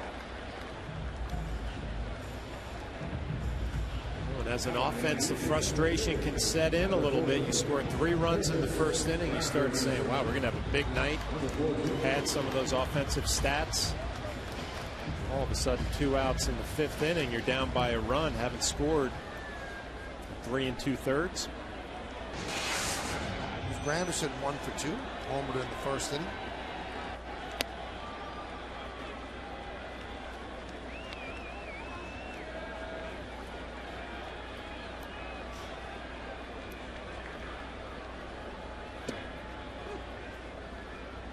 Now 1-1.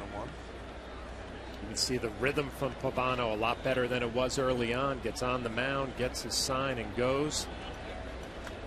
Of course, when I say that, he shakes off 2 pitches now. Carl's always been a guy that likes to get the ball and go. Gets the ball and go. And this Ryan Doman, this is the first time he's catching him this year. Mauer's been his catcher. You can see immediately Doman putting down his signs, wanting him to rock and throw. And Mauer's a guy that's a little more deliberate. Sits, thinks about his sign, looks to see where the outfielders are, where's the infield. Those are his numbers since leaving the Yankees. He had an injury-filled 4 years with the Yankees. Never could make it consistently out to the mound. A variety of ailments. Strike 3. Granderson down looking. As Pavano retires 3 in a row, and we go to the 6th. Yankees down by 1.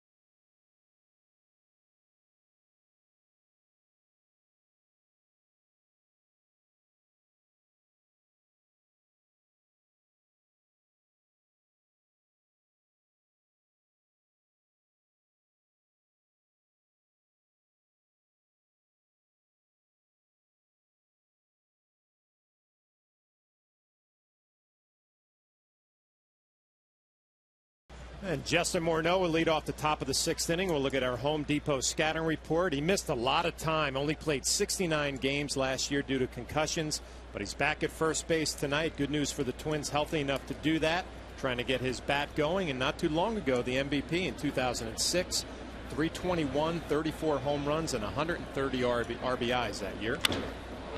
Morneau hits one deep to center field. Going back, Granderson still back, looking up. See ya. Long home run for Justin Morneau. And now it's 5-3 Twins.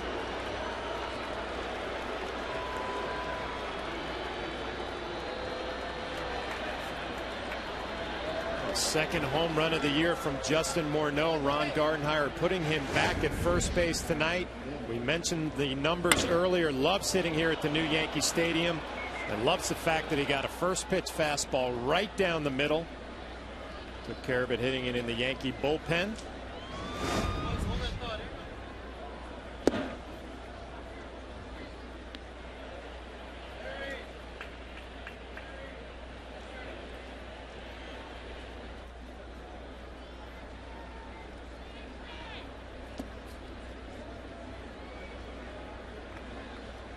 You're talking about the M&M boys. Looking at right at the stat, John. Only Harmon Killebrew and Morneau for the Minnesota Twins organization had 100 RBIs or more in 3 consecutive seasons. Harmon Killebrew, the great hitter, the late Harmon Killebrew, 1969 through 1971, and Morneau, you mentioned about the MVP year, 06, 7, and 8. I just, as great as that is, Boone Logan warming up in the Yankee bullpen, just thought it'd been more than 2. There's been a lot of good hitters in Minnesota through the years. Drill to right field. And hooking foul. Follow the New York Yankees with the MLB.com @Bat12 app for your iPhone, iPad, Android, and Windows Mobile. Get live audio, pitch tracking, video highlights, and more. Text that bat to 31826 or visit Yankees.com for details.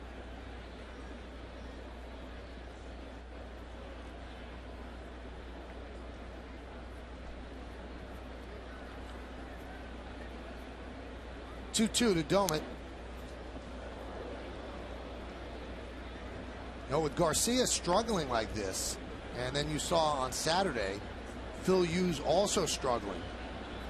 Somebody's going to have to leave the rotation when Andy Pettitte is ready to come back, and Joe Girardi said it's still early, and he figures Andy was going to start again on Friday, has 4 more starts, which should take him to the 2nd week of May. And this is a results business, especially with the Yankees. And the pitcher that is not performing, whether it be Hughes or Garcia, will not be in the rotation. 2 guys are short of a spot. That's Kuroda and Sabathia. Nova's 2-0. Hasn't lost since last June, I think, in the regular season. So Garcia and Hughes have to step up to keep their spot in the rotation. And I think they both know it. Driven out to left field. Nice jump there by Gardner for the first half. Let's take a look at tomorrow's starting pitchers, brought to you by Verizon Fios. Welcome to America's fastest, most consistent, most reliable internet. Welcome to life on Fios. The aforementioned Liriano goes for the Twins with a 10 ERA. CC Sabathia looking for his first win, 6.75. Our coverage begins at 6 with the BP show. 6:30 is the pregame show, and 7:07 will be first pitch. CC. And here's Danny Valencia. There's a strike. Well, Michael, you mentioned the last 2 spots in the rotation and Andy Pettitte making a return after maybe 4 more appearances in the minor leagues. But yeah, Freddie Garcia, in my opinion, that doesn't even enter his mind. I mean, this guy's been pitching for a long time, pitching some big games. And if he gets hit like he's getting hit around a little bit tonight, it's not because he's thinking about his spot in the rotation, in my opinion. He just doesn't have great stuff tonight. Now, Phil Hughes might be a little different story. A younger pitcher, maybe put a little more pressure on himself. See how he responds the next couple of times through. I think that's fair, but if I remember, I think Freddie also had made a comment about, you know, this is New York. Obviously, you have to answer to it. You know, it was when Pineda was still in the rotation, and now Freddie, a veteran guy, obviously 1-year deal or 2-year deal. Freddie's a 1-year deal. you know, and then I think his comment was, you know, I showed that I deserve to start, kind of thing. So we'll see. And then lurking after Pettit is Michael Pineda if everything goes well with him. So again, a performance-based industry. Freddie Garcia will leave the mound. Not a huge Bronx cheer, but he's certainly not getting cheered off the mound. Yankees will go for the left-hander, Boone Logan against Clete Thomas when we return.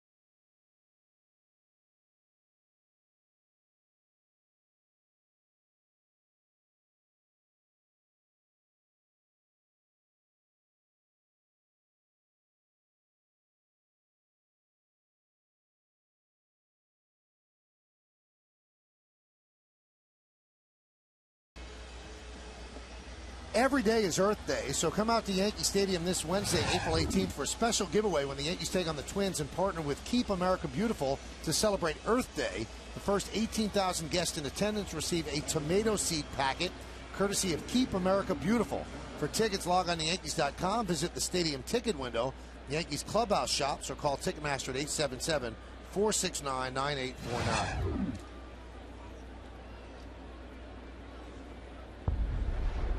Well, Joe Girardi makes the call to the bullpen, brought to you by AT NYA. And that call to the bullpen brings on Boone Logan to face Clete Thomas. 4 games for Logan. 7 strikeouts in 4 innings. Yankee bullpen has been great. 2.03 ERA. That's the 3rd best in the majors, behind Pittsburgh at 1.78 and Texas at 2.03. So tied with Texas. If you take it to the 4th number, just behind them.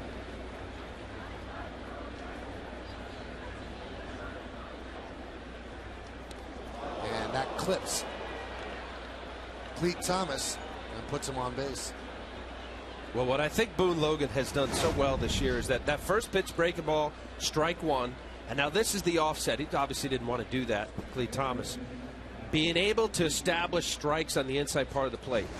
You have a good left-handed setup guy, as Boone Logan is. Aside from the out pitch, which is a slider or the power fastball, to be able to establish strikes inside. And I thought he's been doing that much better, even from spring training, and getting a strike slider for called strikes, not the swing and miss 2-strike in the dirt. That combination of early slider, especially you coming in as lefty on lefty, good looking fastball. Get first pitch breaking ball that just missed and let the ball go a little too soon, hit him. Well, they're looking fastball, but they're also looking for the ball out over the plate, which proves your point, Al. If you could throw a fastball in on their hands and for a strike, I mean, it just opens up the whole outside of the plate. Now he's going to have to do it against Casilla, hitting from the right side.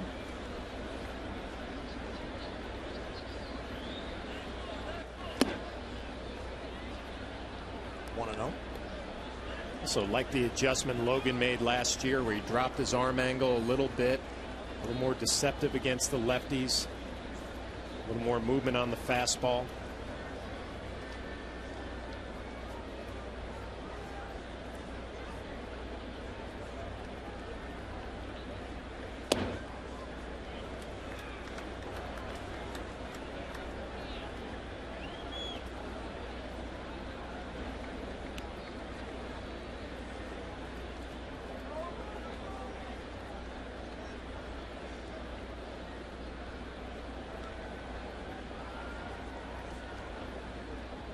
5-3. Twins lead the Yankees. We're in the top of the 6th inning. Count 3-0. Ducking underneath it. See all three of those. Casilla trying to get on base here. All three fastballs from Boone have been upstairs.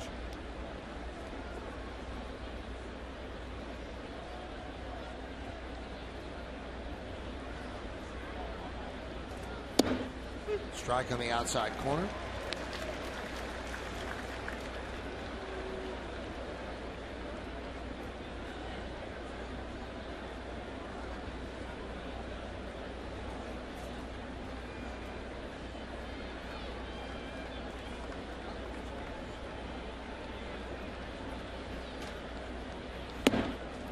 And another strike. That'll release Thomas at first. 3-2 and 2 outs.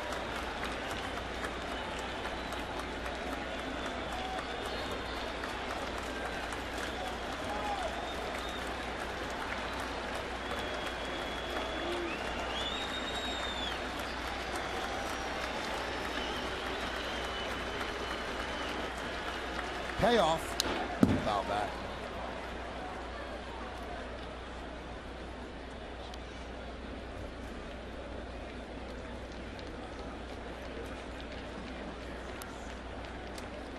Casilla from the left side hitting the ball to right field. One hop in the wall, not a home run guy at all. Put in play. Saw 5 fastballs, 6 fastballs in a row from Boone. Logan had a healthy cut there.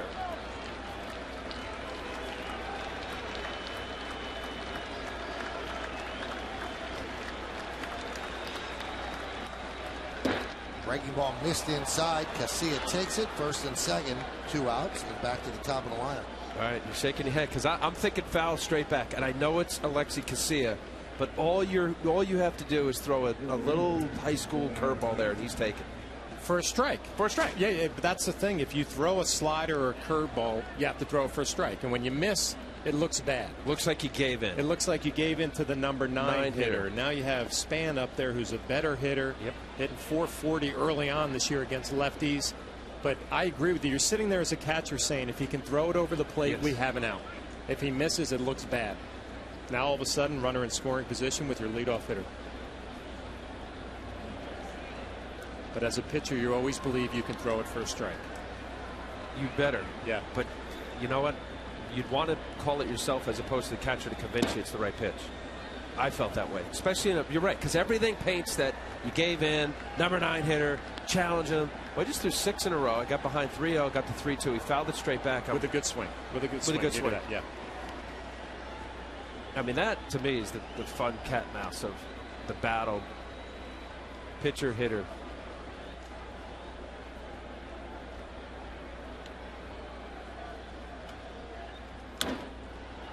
One.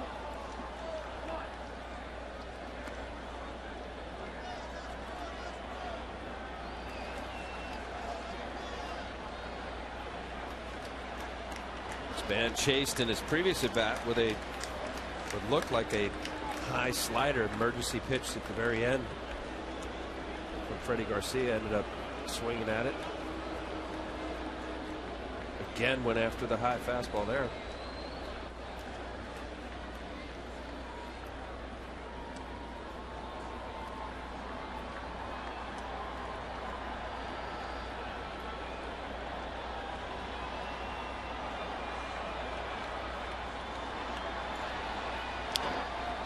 One and two. Well, you got him right where you want him, Al. Left on left, 1 and 2, a good fastball at 94. I know if I'm behind the plate, I'm thinking we have him sped up. I could probably go with a good slider down and away. If you execute, you probably should get the result you want. Good slider, key, and off the plate. You have 2 pitches here. Yeah. This could be the game. You think that way. It's getting later, 6th inning. Slider looks like outer third off the plate.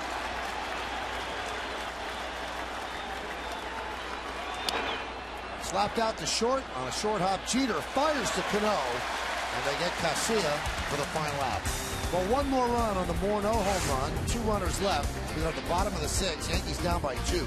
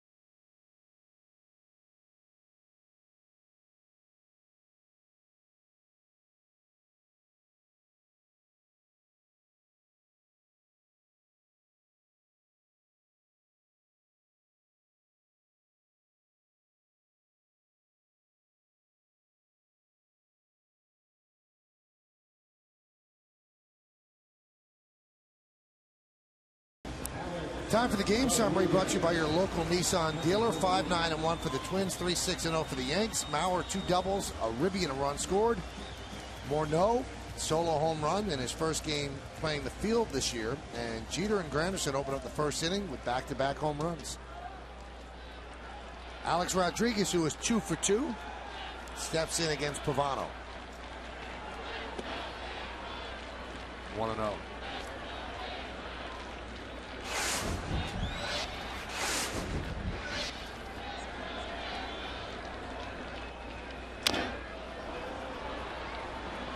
Dribbled foul.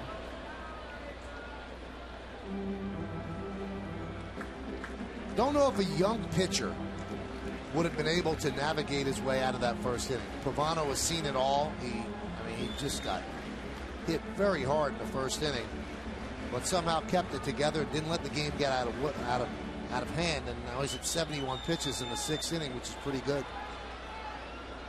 I think he's taken advantage of some aggressiveness by some Yankee hitters. He's now thrown backwards, and he's thrown a very good slider changeup combination, sprinkling in some fastballs like that, and really not missing location. And you're right, Michael. You lead off back-to-back home runs, single, K, RBI single. You're down 3-zip with 1 out. Hit sharply to Carroll. 1 away. That pitch right there, it's 83. It's got a little cut to it. Down and away break. Watch the ball here. He's Ryan Domet setting up outside the 1-2 count. Now this ball just fades down and away. It's got a little bit of a cut to it. Slider, cutter kind of break.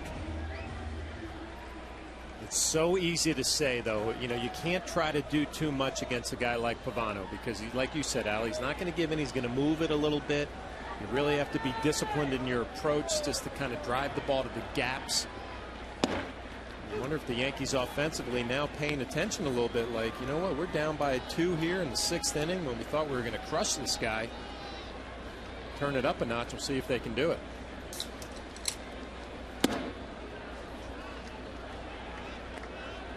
I mentioned this earlier. I've just noticed the rhythm and the pace for Pavano has just really gotten to the point where he looks comfortable and in a rhythm with his catcher.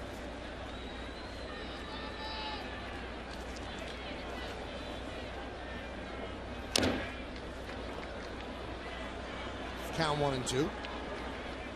I mentioned Ryan Domet this is the first time that he's catching Pavano, and while Joe Mauer, great catcher, great player, if you have a pitcher that is waiting for you to put the signs down, it gets a little frustrating. Now watch here, this little tempo. Here he's ready to go, Pavano. Throw the sign down quickly. Doesn't like it, shakes him off. Fastball in, backdoor slider. Shake, shake. Usually a couple shakes will doubt a hitter, they step out. Let's see if he goes back to what he just called, or is this going to be the little, he goes to a changeup. And he's hitting his spots. Drew Butera, who's now in the minor leagues, was the backup kind of catcher last year, and he ended up being Pavano's catcher. So, you know, there's a relationship there. You can appreciate that, you know, having certain pitchers that like to pitch to you. And it's more that feeling when you're catching behind the plate. You can almost get in the pitcher's head on what pitch he wants to throw even before he steps out on the mound. Domet thinking right now, what does he want to throw? Going to go to it first and see if that's what Carl wants. But I think more importantly, Al, the first inning we were talking about misses in the middle of the plate. Now when he's missing, it's just off. And Cano works a walk. See, I thought that was great right there when we were just showing that split screen. He went to the well, 1, 2, 3, 4 changeups, 1 fastball that he stood up Cano. Domet calling changeup, thinking, hey, you wanted 4 in a row, shakes him off to this fastball away. Now there's a little doubt. You know, my catcher wants a changeup. Boom, misses. Good at bat. Robinson Cano. Pavano frustrated. Maybe wanted to go back to the changeup.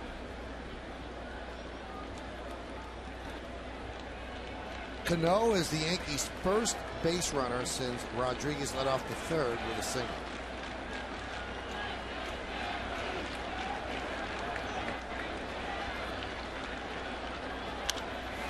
Grounded off the glove of a diving Morneau, and everybody is safe. That'll be a base hit. That was not an easy play for Morneau. Well, the walk to Cano, the first of the ball game for Pavano, and then he follows it up with a hard shot here by Mark Teixeira, just off the glove of Morneau. It'll be an infield hit. So just that quickly for the Yankees, a walk and an infield hit. Big opportunity for Nick Swisher here. Cano in scoring position. Yeah, I'm not sure. Morneau had one game in spring training that he played first, didn't feel comfortable. This is his first game playing first. It looked like, I think he thought that ball was hit harder than it was. He ended up diving right away. One more step might have made it a little easier. Well, here's Nick Swisher, tied with Carlos Pena for the most ribbies in the American League with 11. Yankees could use a big hit here. Pitch outside.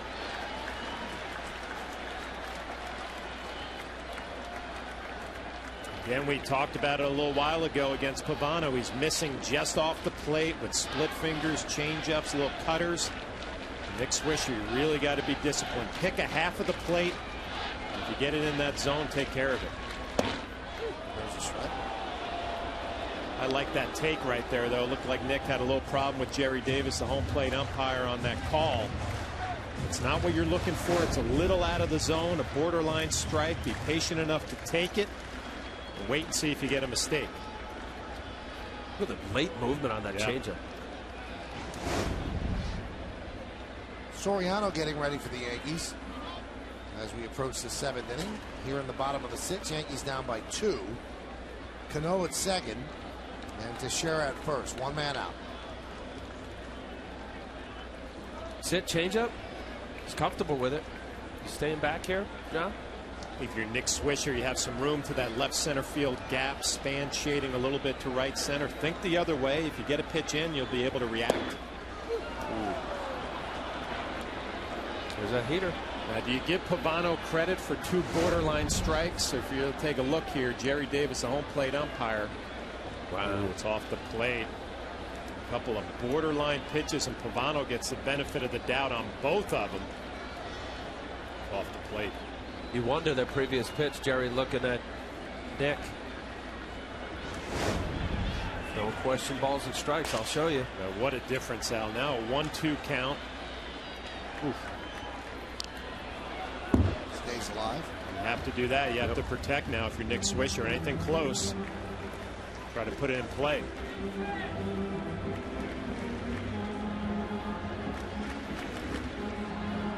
Well, you can talk all the time about pitchers. Pavano for the last 4 innings has been hitting spots, getting a lot of called strikes. Just saw an evidence right there of borderline pitches going his way after he's shown Jerry Davis he's been a strike throwing machine.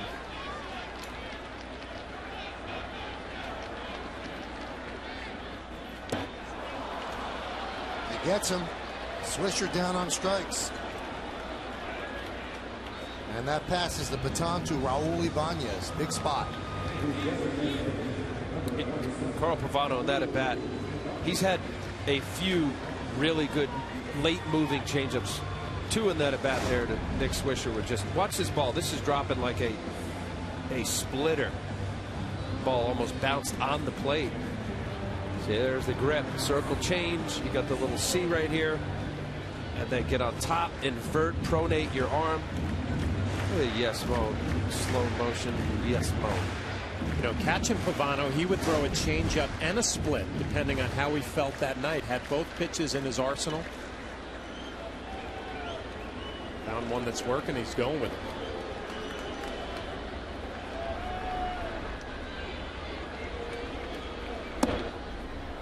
Pitch inside to Ibanez. Ibanez flied out to left and flied out to center.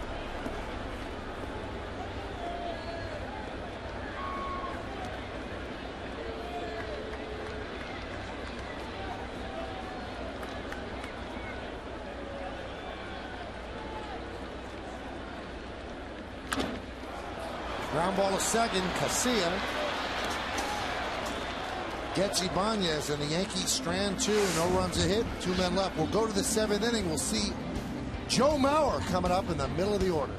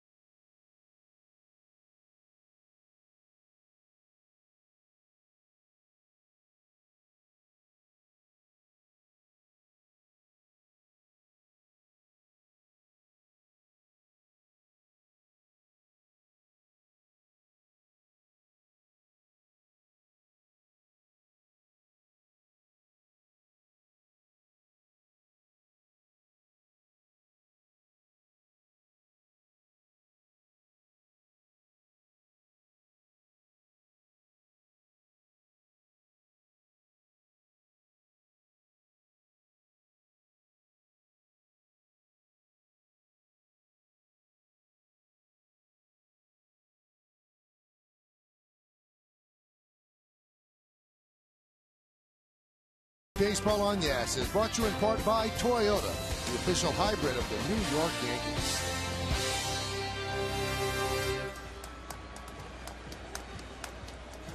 While we go to the 7th inning, on the Cadillac scoreboard, Twins are up over the Yankees 5-3. They have 9 hits. They've committed 1 error. The Yankees 3-7-0.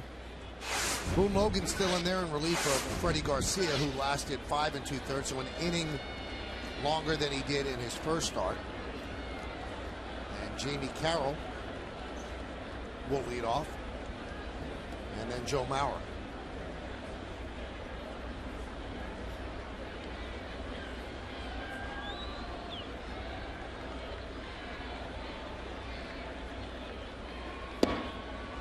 And a strike from Logan. A very important stretch as Corey Wade gets ready for the Twins if they want to have a decent year. John mentioned earlier they're 2-7 and they have 4 games against the Yankees and then 3 in St. Pete against the Rays. And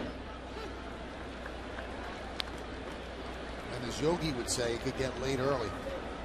This is a good test for this club right now. I mean, coming in here at 2-7, we talked about how the Yankees have handled them the last couple of years. Ron Gardenhire's club.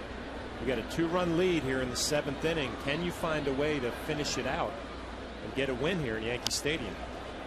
Popped up. Teixeira will make the play for the first out. With Joe Mauer coming up, why don't we take a look at the Mazda pitch profile, Al? Well, I'll tell you, Joe Mauer coming in 242 batting average, but the way Freddie Garcia went after him, that being a high fastball, went the other way. It was a 3-2 count. And then here, nice pitch, ended up getting a split finger. Teixeira taking care of that. And then the 5th inning, this was his mistake. He had 2 outs, had an opportunity to get out of the inning. That being a mistake in the sense that it was 0-2 count to a very good hitter. And Mauer, you ended up hitting a splitter that was down and in. So Mauer 2 for 3. And this is a day that the Twins need a lot of, because their success ultimately rests with the success and the durability of their M&M boys, Mauer and Morneau. Both of them today are 2 for 3. 2 doubles, a ribby, and a run scored for Mauer. A single and a home run and a run scored and a ribby for Morneau.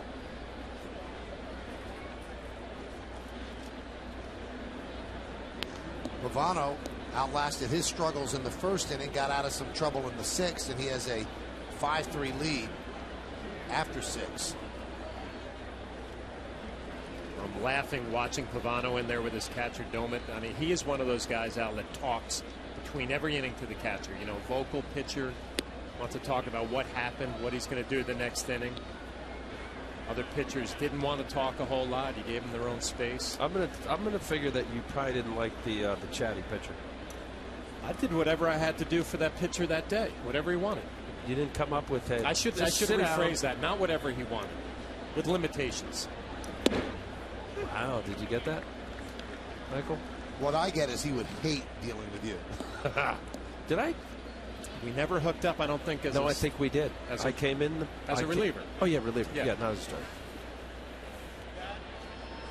Why would you say that? Well, you're a little chatty. Did you talk in between innings? Not between innings. Why not? On the plane, the bus. Why didn't you talk between innings? Because it was a time to just sit and relax and yeah, there you go. There it is.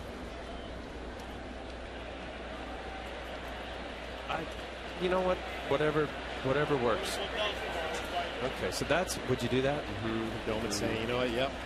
I got to worry about an at-bat coming up here at some point. Give me a little space. 3-2.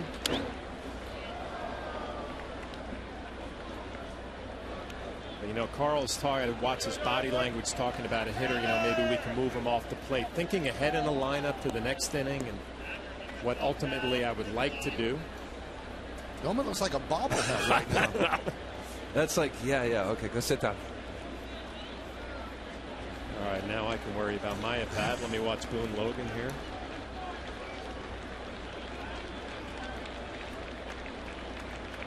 (3-2) missed, and they lose Mauer, so he's on base for the 3rd time tonight. And that's going to do it for Logan. as Girardi is going to call on Corey Wade. So it's going to be Wade against Willingham. Yankees trailing 5-3 in the 7th. Stick around.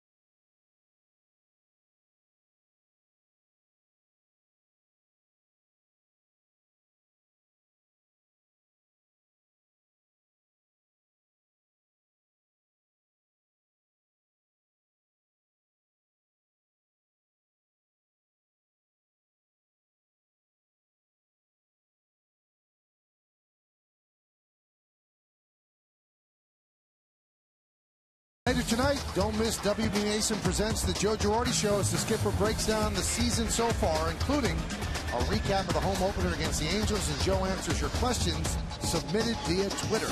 The Joe Girardi Show tonight after the postgame. It's only on Yes. So Girardi brings in Corey Wade, and he's been pretty perfect. 5 innings, 9 strikeouts. Has not allowed a run. He inherits Maurer at first with Willingham at the plate.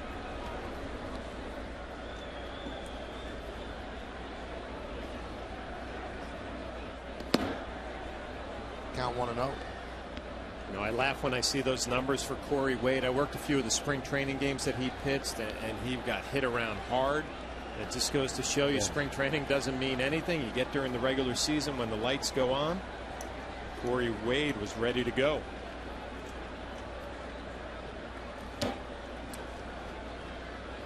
I thought, you know, we smiled at the same time because I also did a few games out in spring at the end, and I asked him that. He said, yeah, I know the ERA, irrelevant. You know, I mean, he's not a veteran guy that, you know, multi-year deal, but, you know, there's certain things that you hope you can work on. And he said these first 2 pitches, Josh Willingham, the curveball. Yeah. Corey Wade is right. It's not overpowering. He's got an excellent changeup.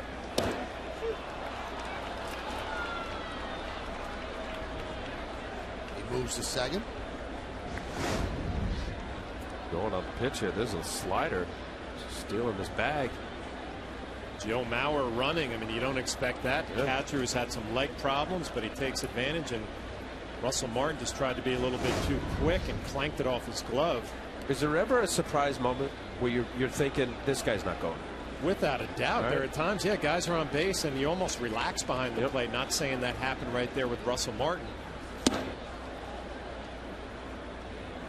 Then you try to be a little too quick because maybe you're surprised. You know he got a good jump, and slider bounces right off the glove.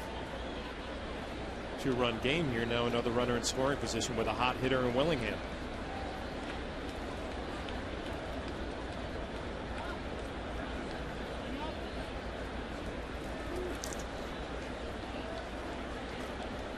This copyrighted telecast presented by authority of the New York Yankees and may not be reproduced or retransmitted in any form, and the accounts and descriptions of this game may not be disseminated without the express written consent of the New York Yankees.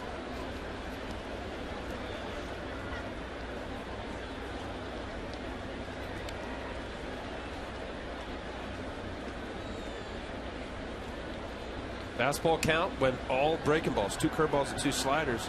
See if he stays with the off speed. Fouls it back. Now 3-2. On deck is Morneau. Boy, Maurer and Morneau have decent seasons. What a spot for Willingham to be in between those two. You don't want to put another guy on base. And if Maurer's on base all the time, he's going to see a lot of fastballs. Check the swing. Did he go? Yes, he did, said Greg Gibson. So Willingham down on strikes. Big strikeout for Wade. Huge pitch.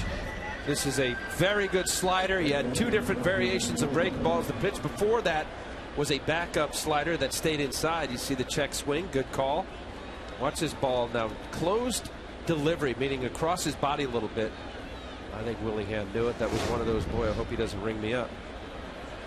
Greg Gibson, first base umpire. So here is Morneau.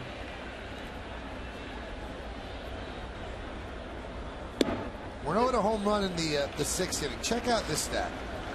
He has 5 home runs at the new Yankee Stadium in 11 games. He has 5 home runs in 80 games at his home field, Target Field.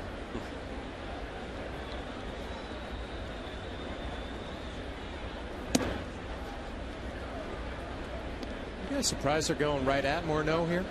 First base open. Maybe first base open, yeah. Then you got Doman behind, who's obviously a left-handed hitter, switch hitter, I believe. You pitch very carefully. I think that's what Russell Martin might have a conversation about right here. Obviously, Morneau has had his problems with some health issues the last couple of years, but swinging the bat pretty well tonight with the home run.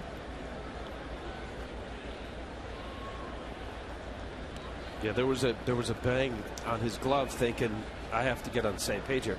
Sometimes with relievers, and you could help us out on this, with you don't really go over. There's multiple signs with a runner at second base. Sometimes you'll see a catcher come out and get on the same page sign-wise.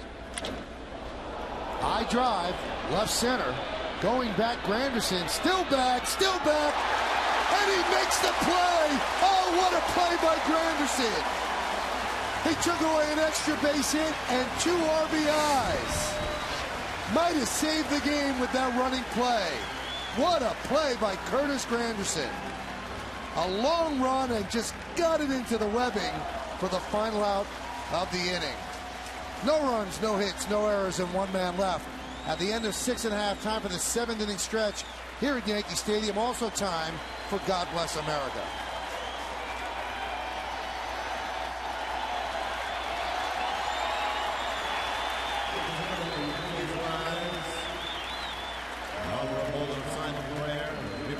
Servicemen and women who are serving our country at home and around the globe. Thank you. Now joining Kate Smith's rendition of God Bless America.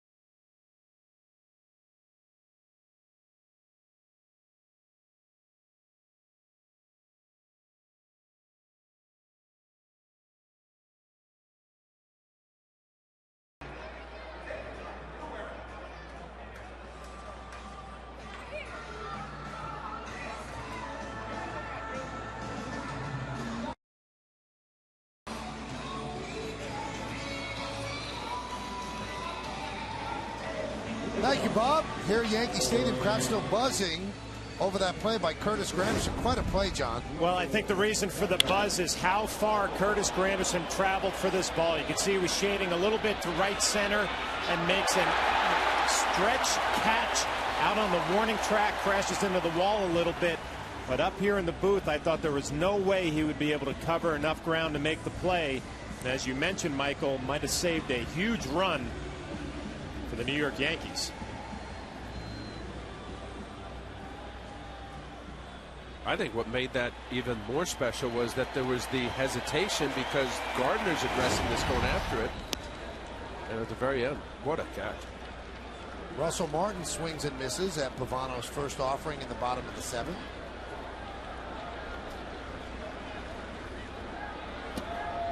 And a strike, count 0-2 on the Cadillac scoreboard. 5-3 Twins.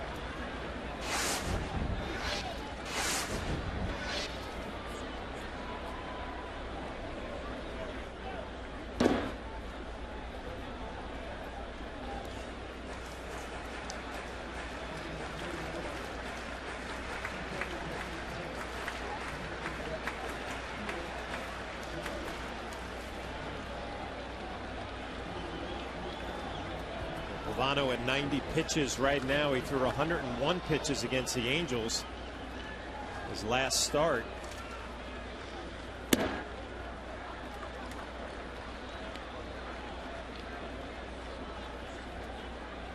Wonder if he's thinking, Al, you know what, I go out there for the 7th inning, kind of give it all that I have here, let it eat. Strike 3, Martin down looking.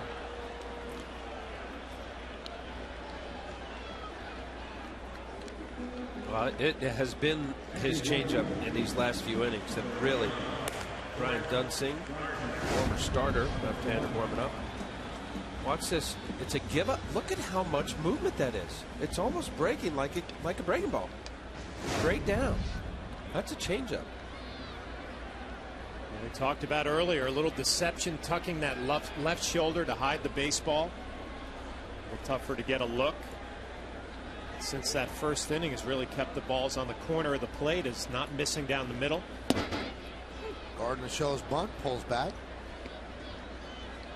All of a sudden, that 86, 87, not that big of a deal, Al, because you could throw it right on the corner with a little deception. You know, the deception that John's talking about. This closed shoulder hides the baseball longer, and then it's quickly through. Obviously, this all takes place in milliseconds. 90-mile-an-hour fastball is about 0.4 seconds to home plate. See, now the frustration is setting in, John. Yep. They're doubting Jerry Davis' calls.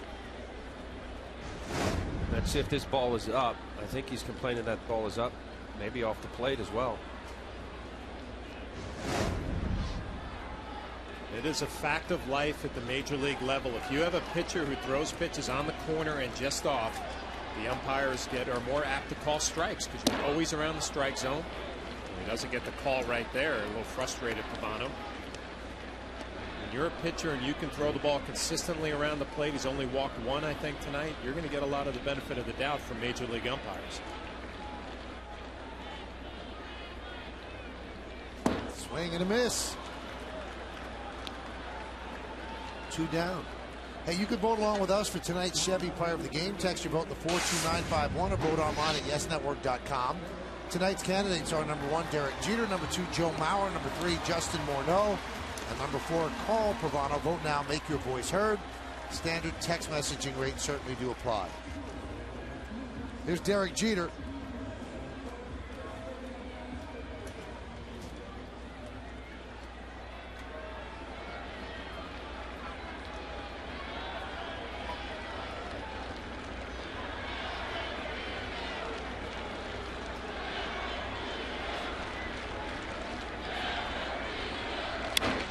Jeter on one hop to Casilla. An easy inning for Carl Pavano as he mows down the Yankees in order. We go to the 8th. Ryan Dumit will lead off against Corey Wade.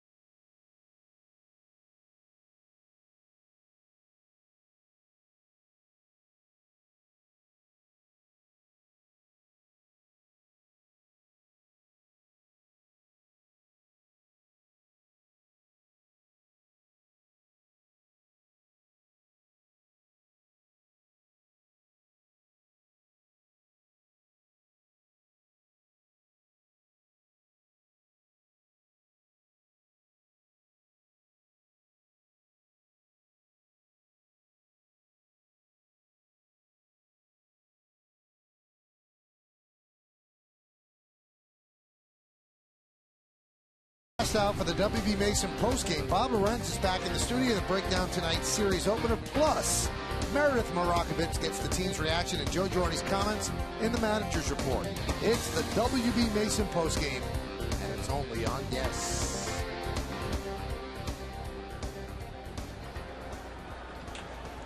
While we go to the 8th inning, Domit leads off against Corey Wade. There's a strike. They expect Domit to pull. They have 3 infielders on the right side.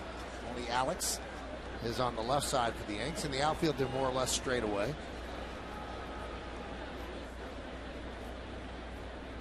Domit 1 for 3. Hyundai scoreboard 5-3. Twins lead the Yanks. Twins are up 2-0. Yankees scored 3 in the bottom of the first, make it 3-2. It stayed that way until the Twins scored 2 in the 5th and 1 in the 6th. That's how it plays out in the 5-3 Minnesota.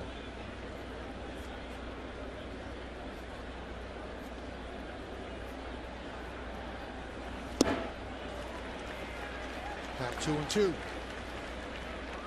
The old equalizer. Right-handed pitcher, changeup. Corey Wade, it is his out pitch, especially to the left-handed hitter.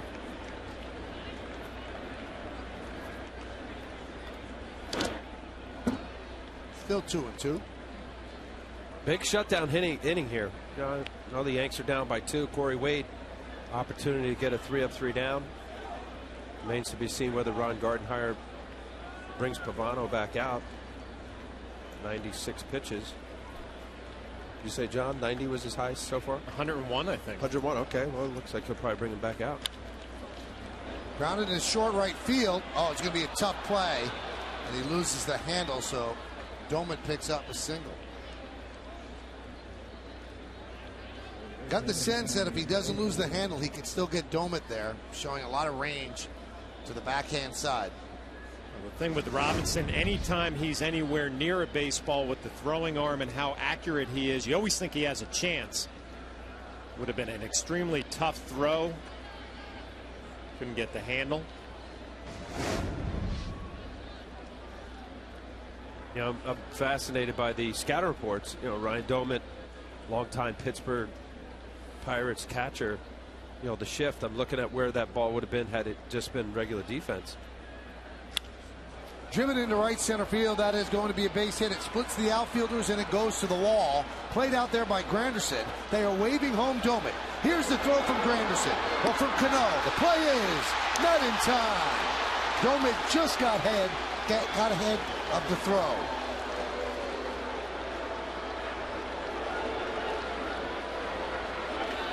It is 6-3 Minnesota. Danny Valencia looked like he got a little breaking ball that went away when he's right.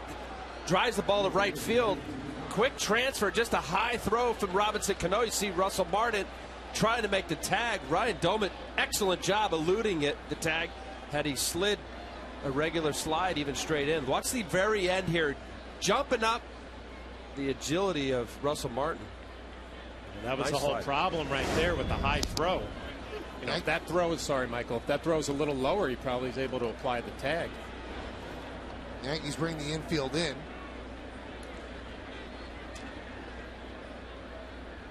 Aggressive call by third base coach Steve Little.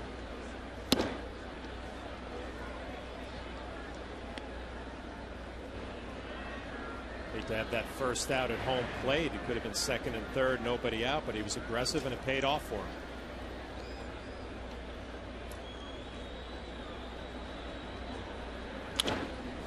Through the drawn in infield for a base hit. That will score Valencia. And now it's 7-3 Twins.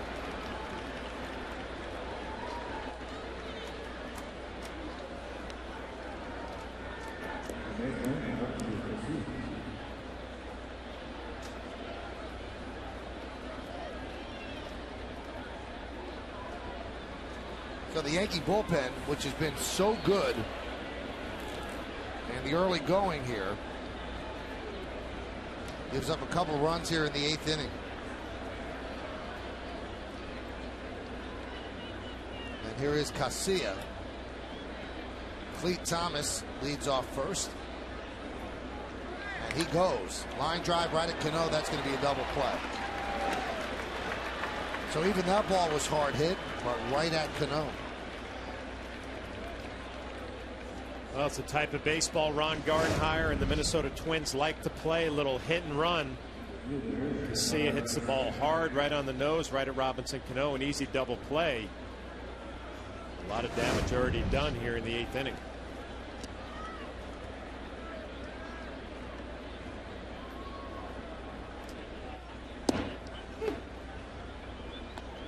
You wonder if those 2 extra runs, maybe Ron Gardenhire thinks a little bit differently. Yeah. You know, do you send Pavano out there, who's so good in the 7th, close to that pitch count maximum?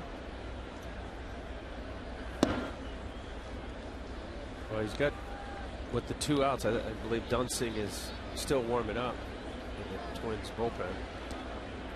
There's Brian Dunsing.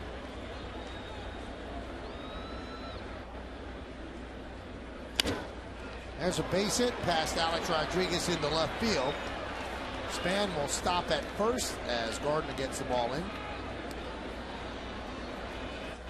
Well, also, too, John, I thought you were going to say with Ron Gardenhire, when runs are at a premium going into this inning, they did have a little bit of cushion with 5-3. By allowing, because of that cushion, be a little bit more aggressive. Third base coach, push and dome it, not a speedy runner. Transfer had to be perfect. Now, what's going through Ron Gardenhire's mind?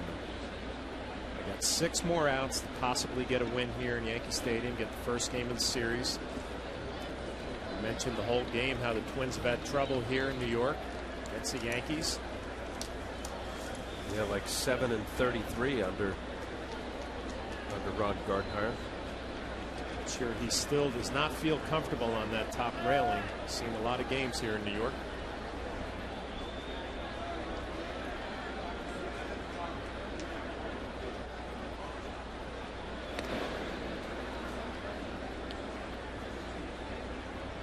Jamie Carroll is 2 for 4 tonight.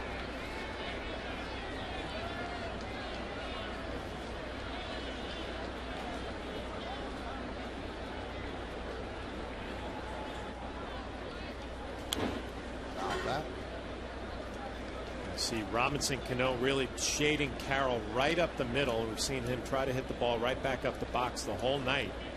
A lot of room over here to the right side for Carroll, a guy who can really handle the bat inside out the baseball. 2 outs. You would not be expecting a hit and run here with Span as Rapata gets up in the pen once again.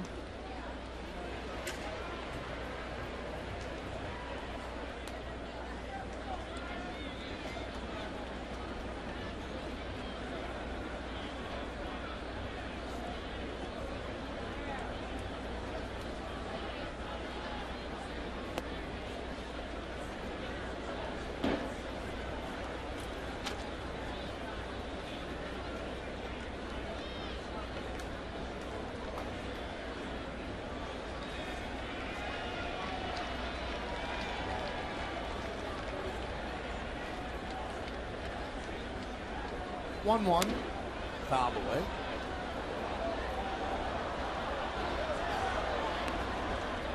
And the Twins, I'm sure, have to feel they have to win. It only scored 28 runs coming into this game. That's in 9 games. Scored 7 here. Trying to do the math real quick. You asked, what is Ron Gardenhire thinking? 28 runs in 7 games? 9 games. 9 games.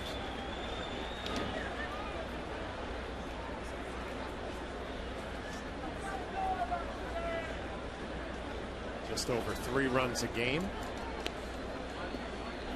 That's 7 tonight. You got to find a way to win this game if you're Ron Gardenhire. Finish it up with your bullpen.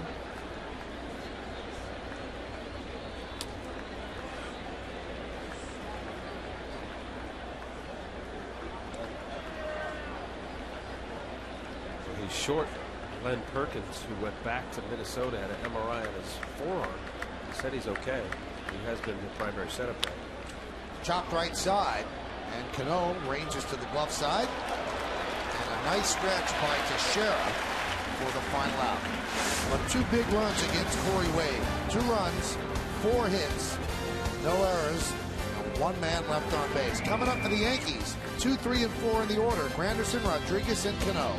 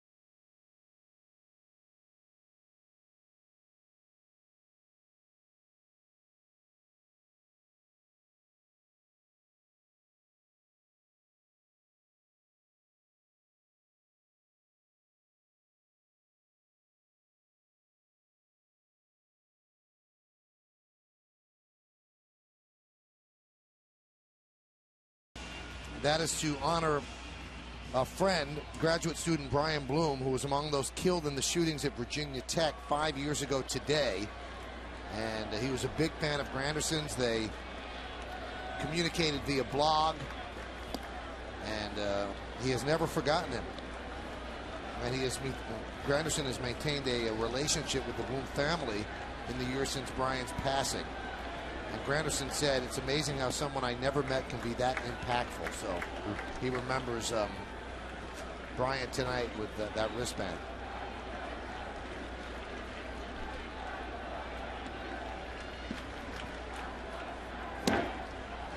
One and two. As Brian Dunsing is taken over, and on the Hyundai scoreboard, the Twins lead 7-3.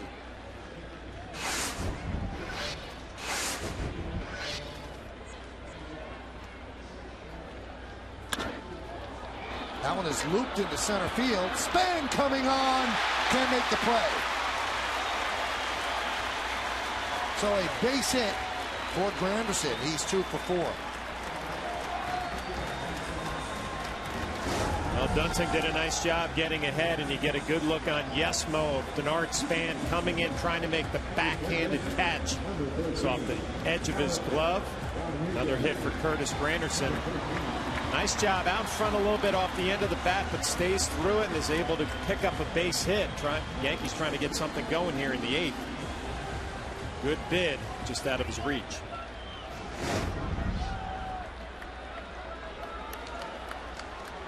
Here's Alex Rodriguez. And there's a strike from Dunsing. Dunsing throws hard, 95 miles an hour there. You see his numbers, has not been great in the early going. A 6 ERA in 4 games.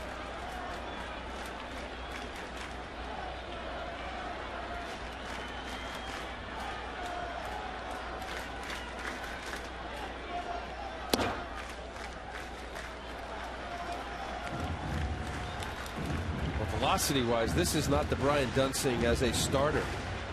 Yes, he has a nice fastball, but just shows you the difference. And this is new to Brian Dunsing. He was a starter all in his career, short career so far. At least last year, 28 starts, 5 ERA, 9-14. That one is drilled to left field, but right at Willingham. Can't hit it harder than that. But Willingham makes the catch. You can see some frustration from Alex Rodriguez. He does everything right. Stays back on an off-speed pitch and hammers it to left field. Nothing to show for it. Wonder for the Yankees, maybe a little breath of fresh air getting Pavano out of that game as he was rolling for the last 6 innings that he pitched. Better swings here in the 8th off of Dunsing.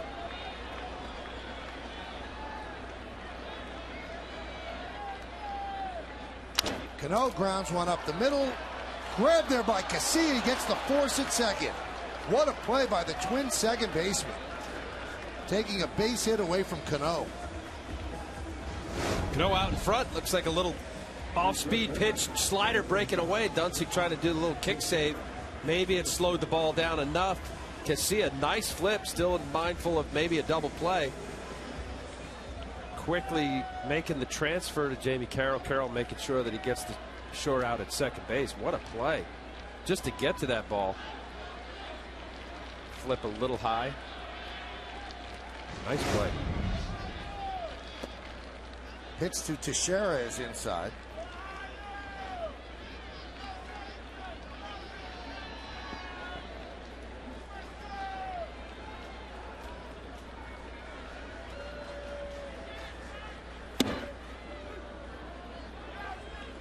Dunsing coming in, just attacking. Let's take a look. Another look.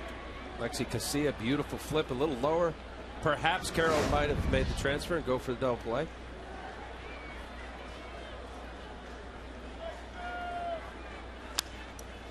Grounded deep to third. Valencia across the diamond. And that'll do it. So Dunsing comes in and works a scoreless 8th. No runs, a hit, no errors, and 1 man left on base. Why don't we go to the 9th inning?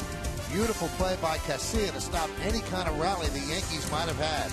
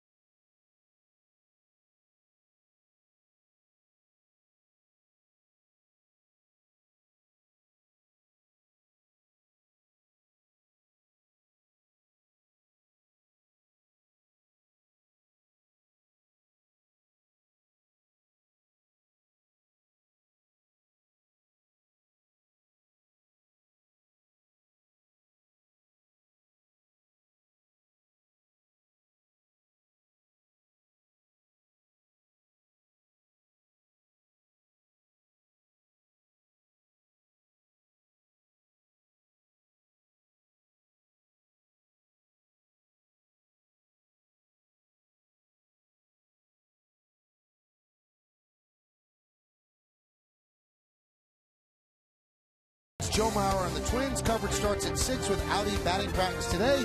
And then the Tri-State 4 pregame. Then Al, John, and I are back right here for the action only on Yes. New pitcher for the Yankees is Clay Rapata. And he will face Joe Mauer, Josh Willingham, and Justin Morneau. Those are the numbers on Rapata.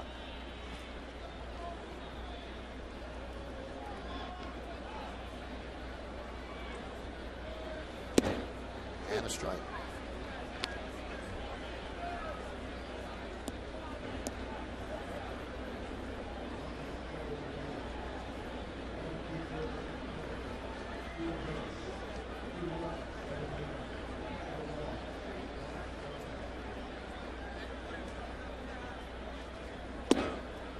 Congratulations to the New York Rangers who beat the Ottawa Senators 1-0 in Game 3 to take a 2-games-to-1 lead over Ottawa in the best of 7.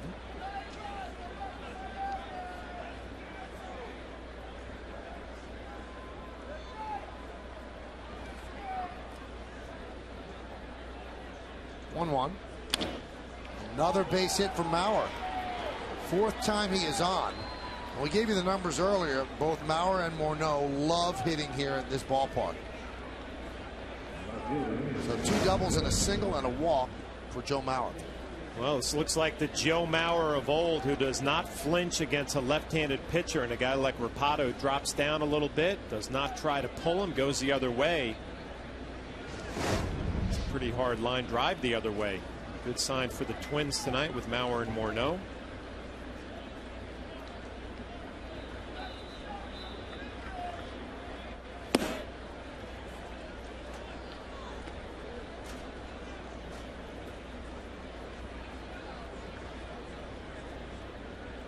We're in the 9th inning. Twins lead the Yankees 7-3.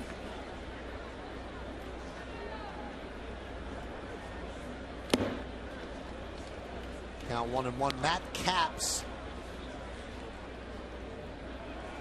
will try to come in and close it for the Twins.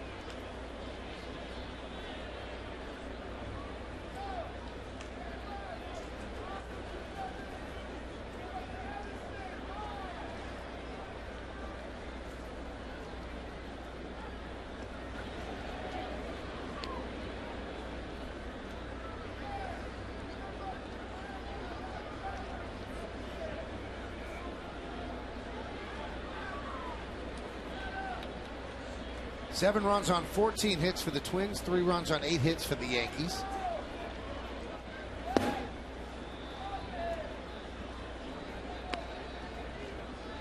little different style. Clay Rapada from Boone Logan. Boone Logan more of over the top, harder, firmer fastball. So David Phelps pitched Saturday. Warming up for the Yankees. Probably just getting a little side in, right? He's worked so much lately. Yeah, most relievers, after a couple days off, they got to get some kind of little bullpen work. But I think his pitch count was about 76 or 78 pitches Saturday in relief of Phil Hughes' start. Count 3-2. Al, you and I have seen it before. A guy comes in long relief, does a nice job, 5 innings plus. And all of a sudden his name gets thrown around for a spot start here and there. Well, that's, for me, the interesting part of the Yankee bullpen right now is that backdoor slider. Rapada locking up Josh Willingham. With Justin Morneau due up, why don't you take a look at the Land Rover drive of the game. Well, Justin Morneau leading off the 6th inning, did not waste any time. A first pitch fastball from Garcia, and he deposits it in the Yankee bullpen for your Land Rover drive of the game.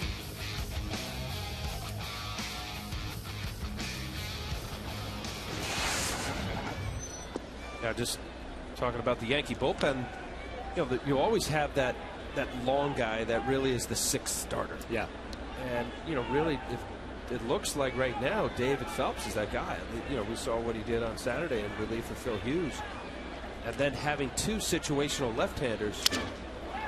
Morneau with a deep drive to right, but Swisher is there. He'll make the play for the 2nd out. Makes it tough for starts where you don't have your starter that goes to the 6th or 7th inning.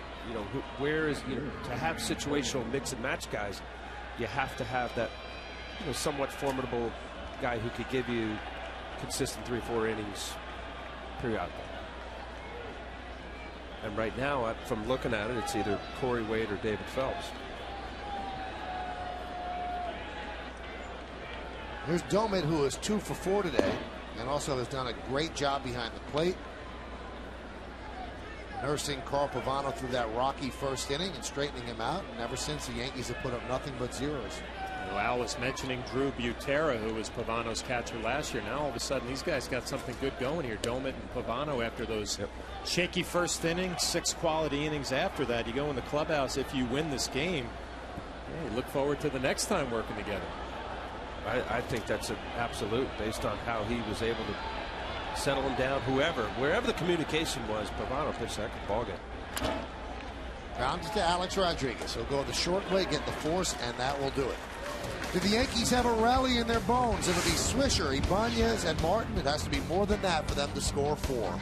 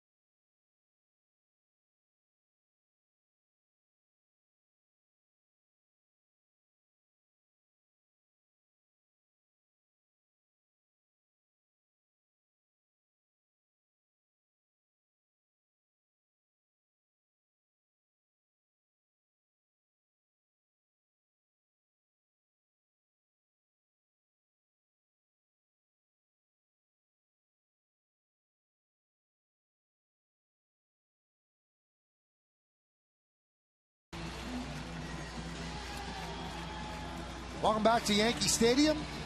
Yankees trail the Minnesota Twins in the first game of a 4-game series by a 7-3 score. And the Twins turn it over to Matt Capps. And he has had an interesting 3 games. He's essentially the closer for the Twins, and things have gotten hairy in his 2 save situations, but he gets it done. He said, I don't care how sweaty it gets as long as I nail down the save. Joe Nathan, longtime closer for the Twins, ends up signing as a free agent with the Texas Rangers. John Roush, who was also with the Twins at one point, now with the Mets.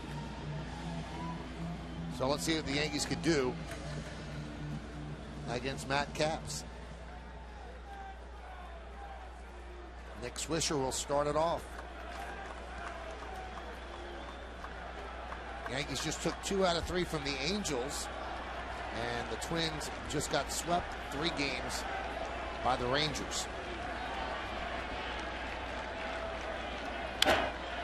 Obviously, this is not a save situation, but they want Capps to come in and get the last 3 outs. 7-14-1, beating 3-8-0. I was kind of interested to see Nick Swisher's approach right there, being aggressive on a first pitch fastball. Yankees trying to slug their way back in it here in the 9th.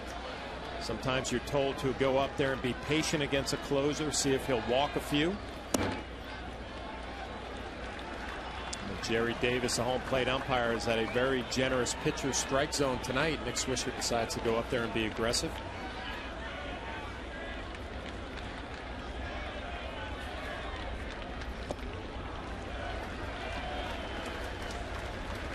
Matt Capps, especially a couple years ago, he came on the scene with Pittsburgh at 09, 27 saves. Went over to the Washington Nationals, 36 saves. That's a shared duty of the closer role. Michael mentioned about Nathan and John Roush here. But he's an attack guy, just a very aggressive in the zone, fastball cutter. Rounded to first, Morneau. Away. Morneau with an uneventful game at first, his first game in the field this year.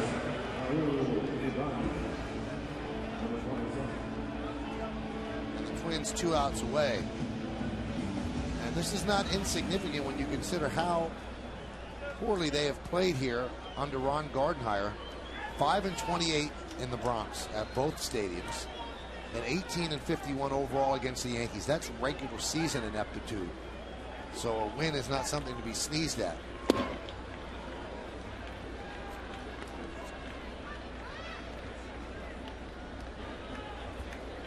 You think he feels safe yet?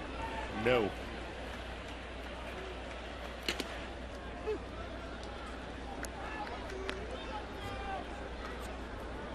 Even though Matt Capps hasn't been in the game since 4 days ago, he is your closer. It's a non-safe situation. Here he is out there toeing Hill. And there's a base hit for Ibanez.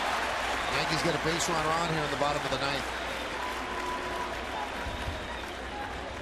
A couple of years ago, the Yankees actually had a series against the Minnesota Twins as Casilla. Full body dive, can't make the play, where they had 3 straight walk-off wins, bottom of the ninth victories. And they will send up Eric Chavez to pinch hit for Russell Martin. That 3-game set was in May of '09.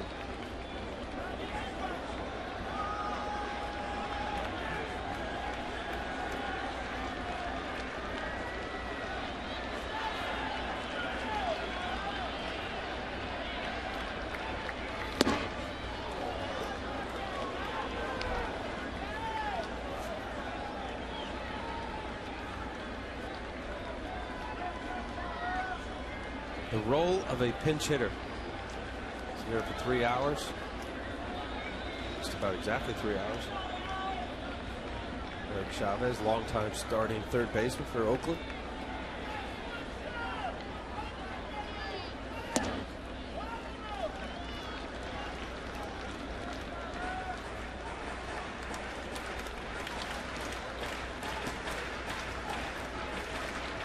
Now with the new stadiums with the cages underneath. You get a lot of swings underneath there to get loose. I was just thinking, always tough when a pinch hitter comes up there. Do you go right at him with a fastball? Good one there, right by Eric. You know, banking on he's not loose. He's been sitting around for 3 hours, like you mentioned. But then you talk to a lot of good pinch hitters, and they say the first fastball I get, I have to put it in play. So he might be more apt to throw a curveball or an off-speed pitch. Looks like Capps has the upper hand with the fastball in this at bat.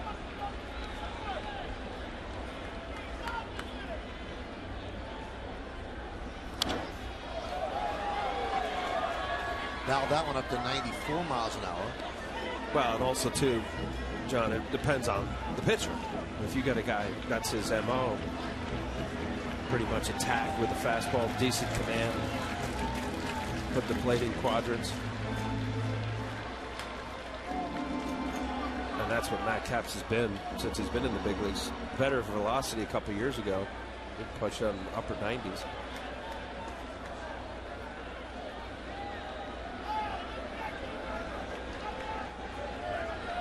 One-two. Popped up. Willingham makes the play, and the Yankees are down to their final out.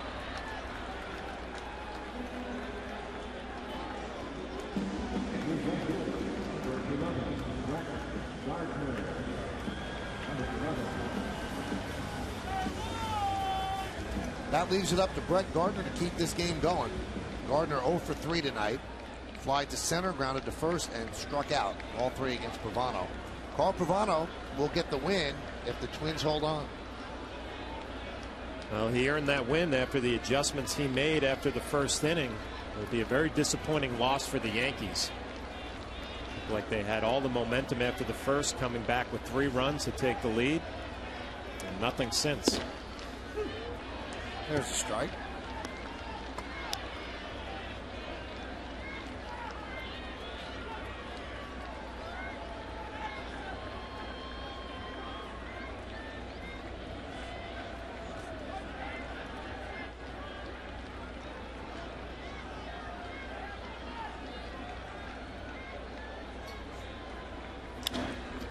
Right to Valencia, and that will do it as the Yankees lose this one 7-3. So Gardner hit it right on the nose, and finally Gardenhire can exhale. In the 9th inning, no runs a hit, no errors, and 1 man left. Yankees led this one 3-2 at one point, and then their offense completely shut down. They did not score for the next 8 innings, so the only inning they scored was in the first against Pavano. He straightened it out. Then Dunsing and Capps close it out. Stick around for the postgame show to find out who's tonight's Chevy player of the game. We'll come back. We'll wrap it up. Twins 7-14-1 beat the Yankees 3-9-0.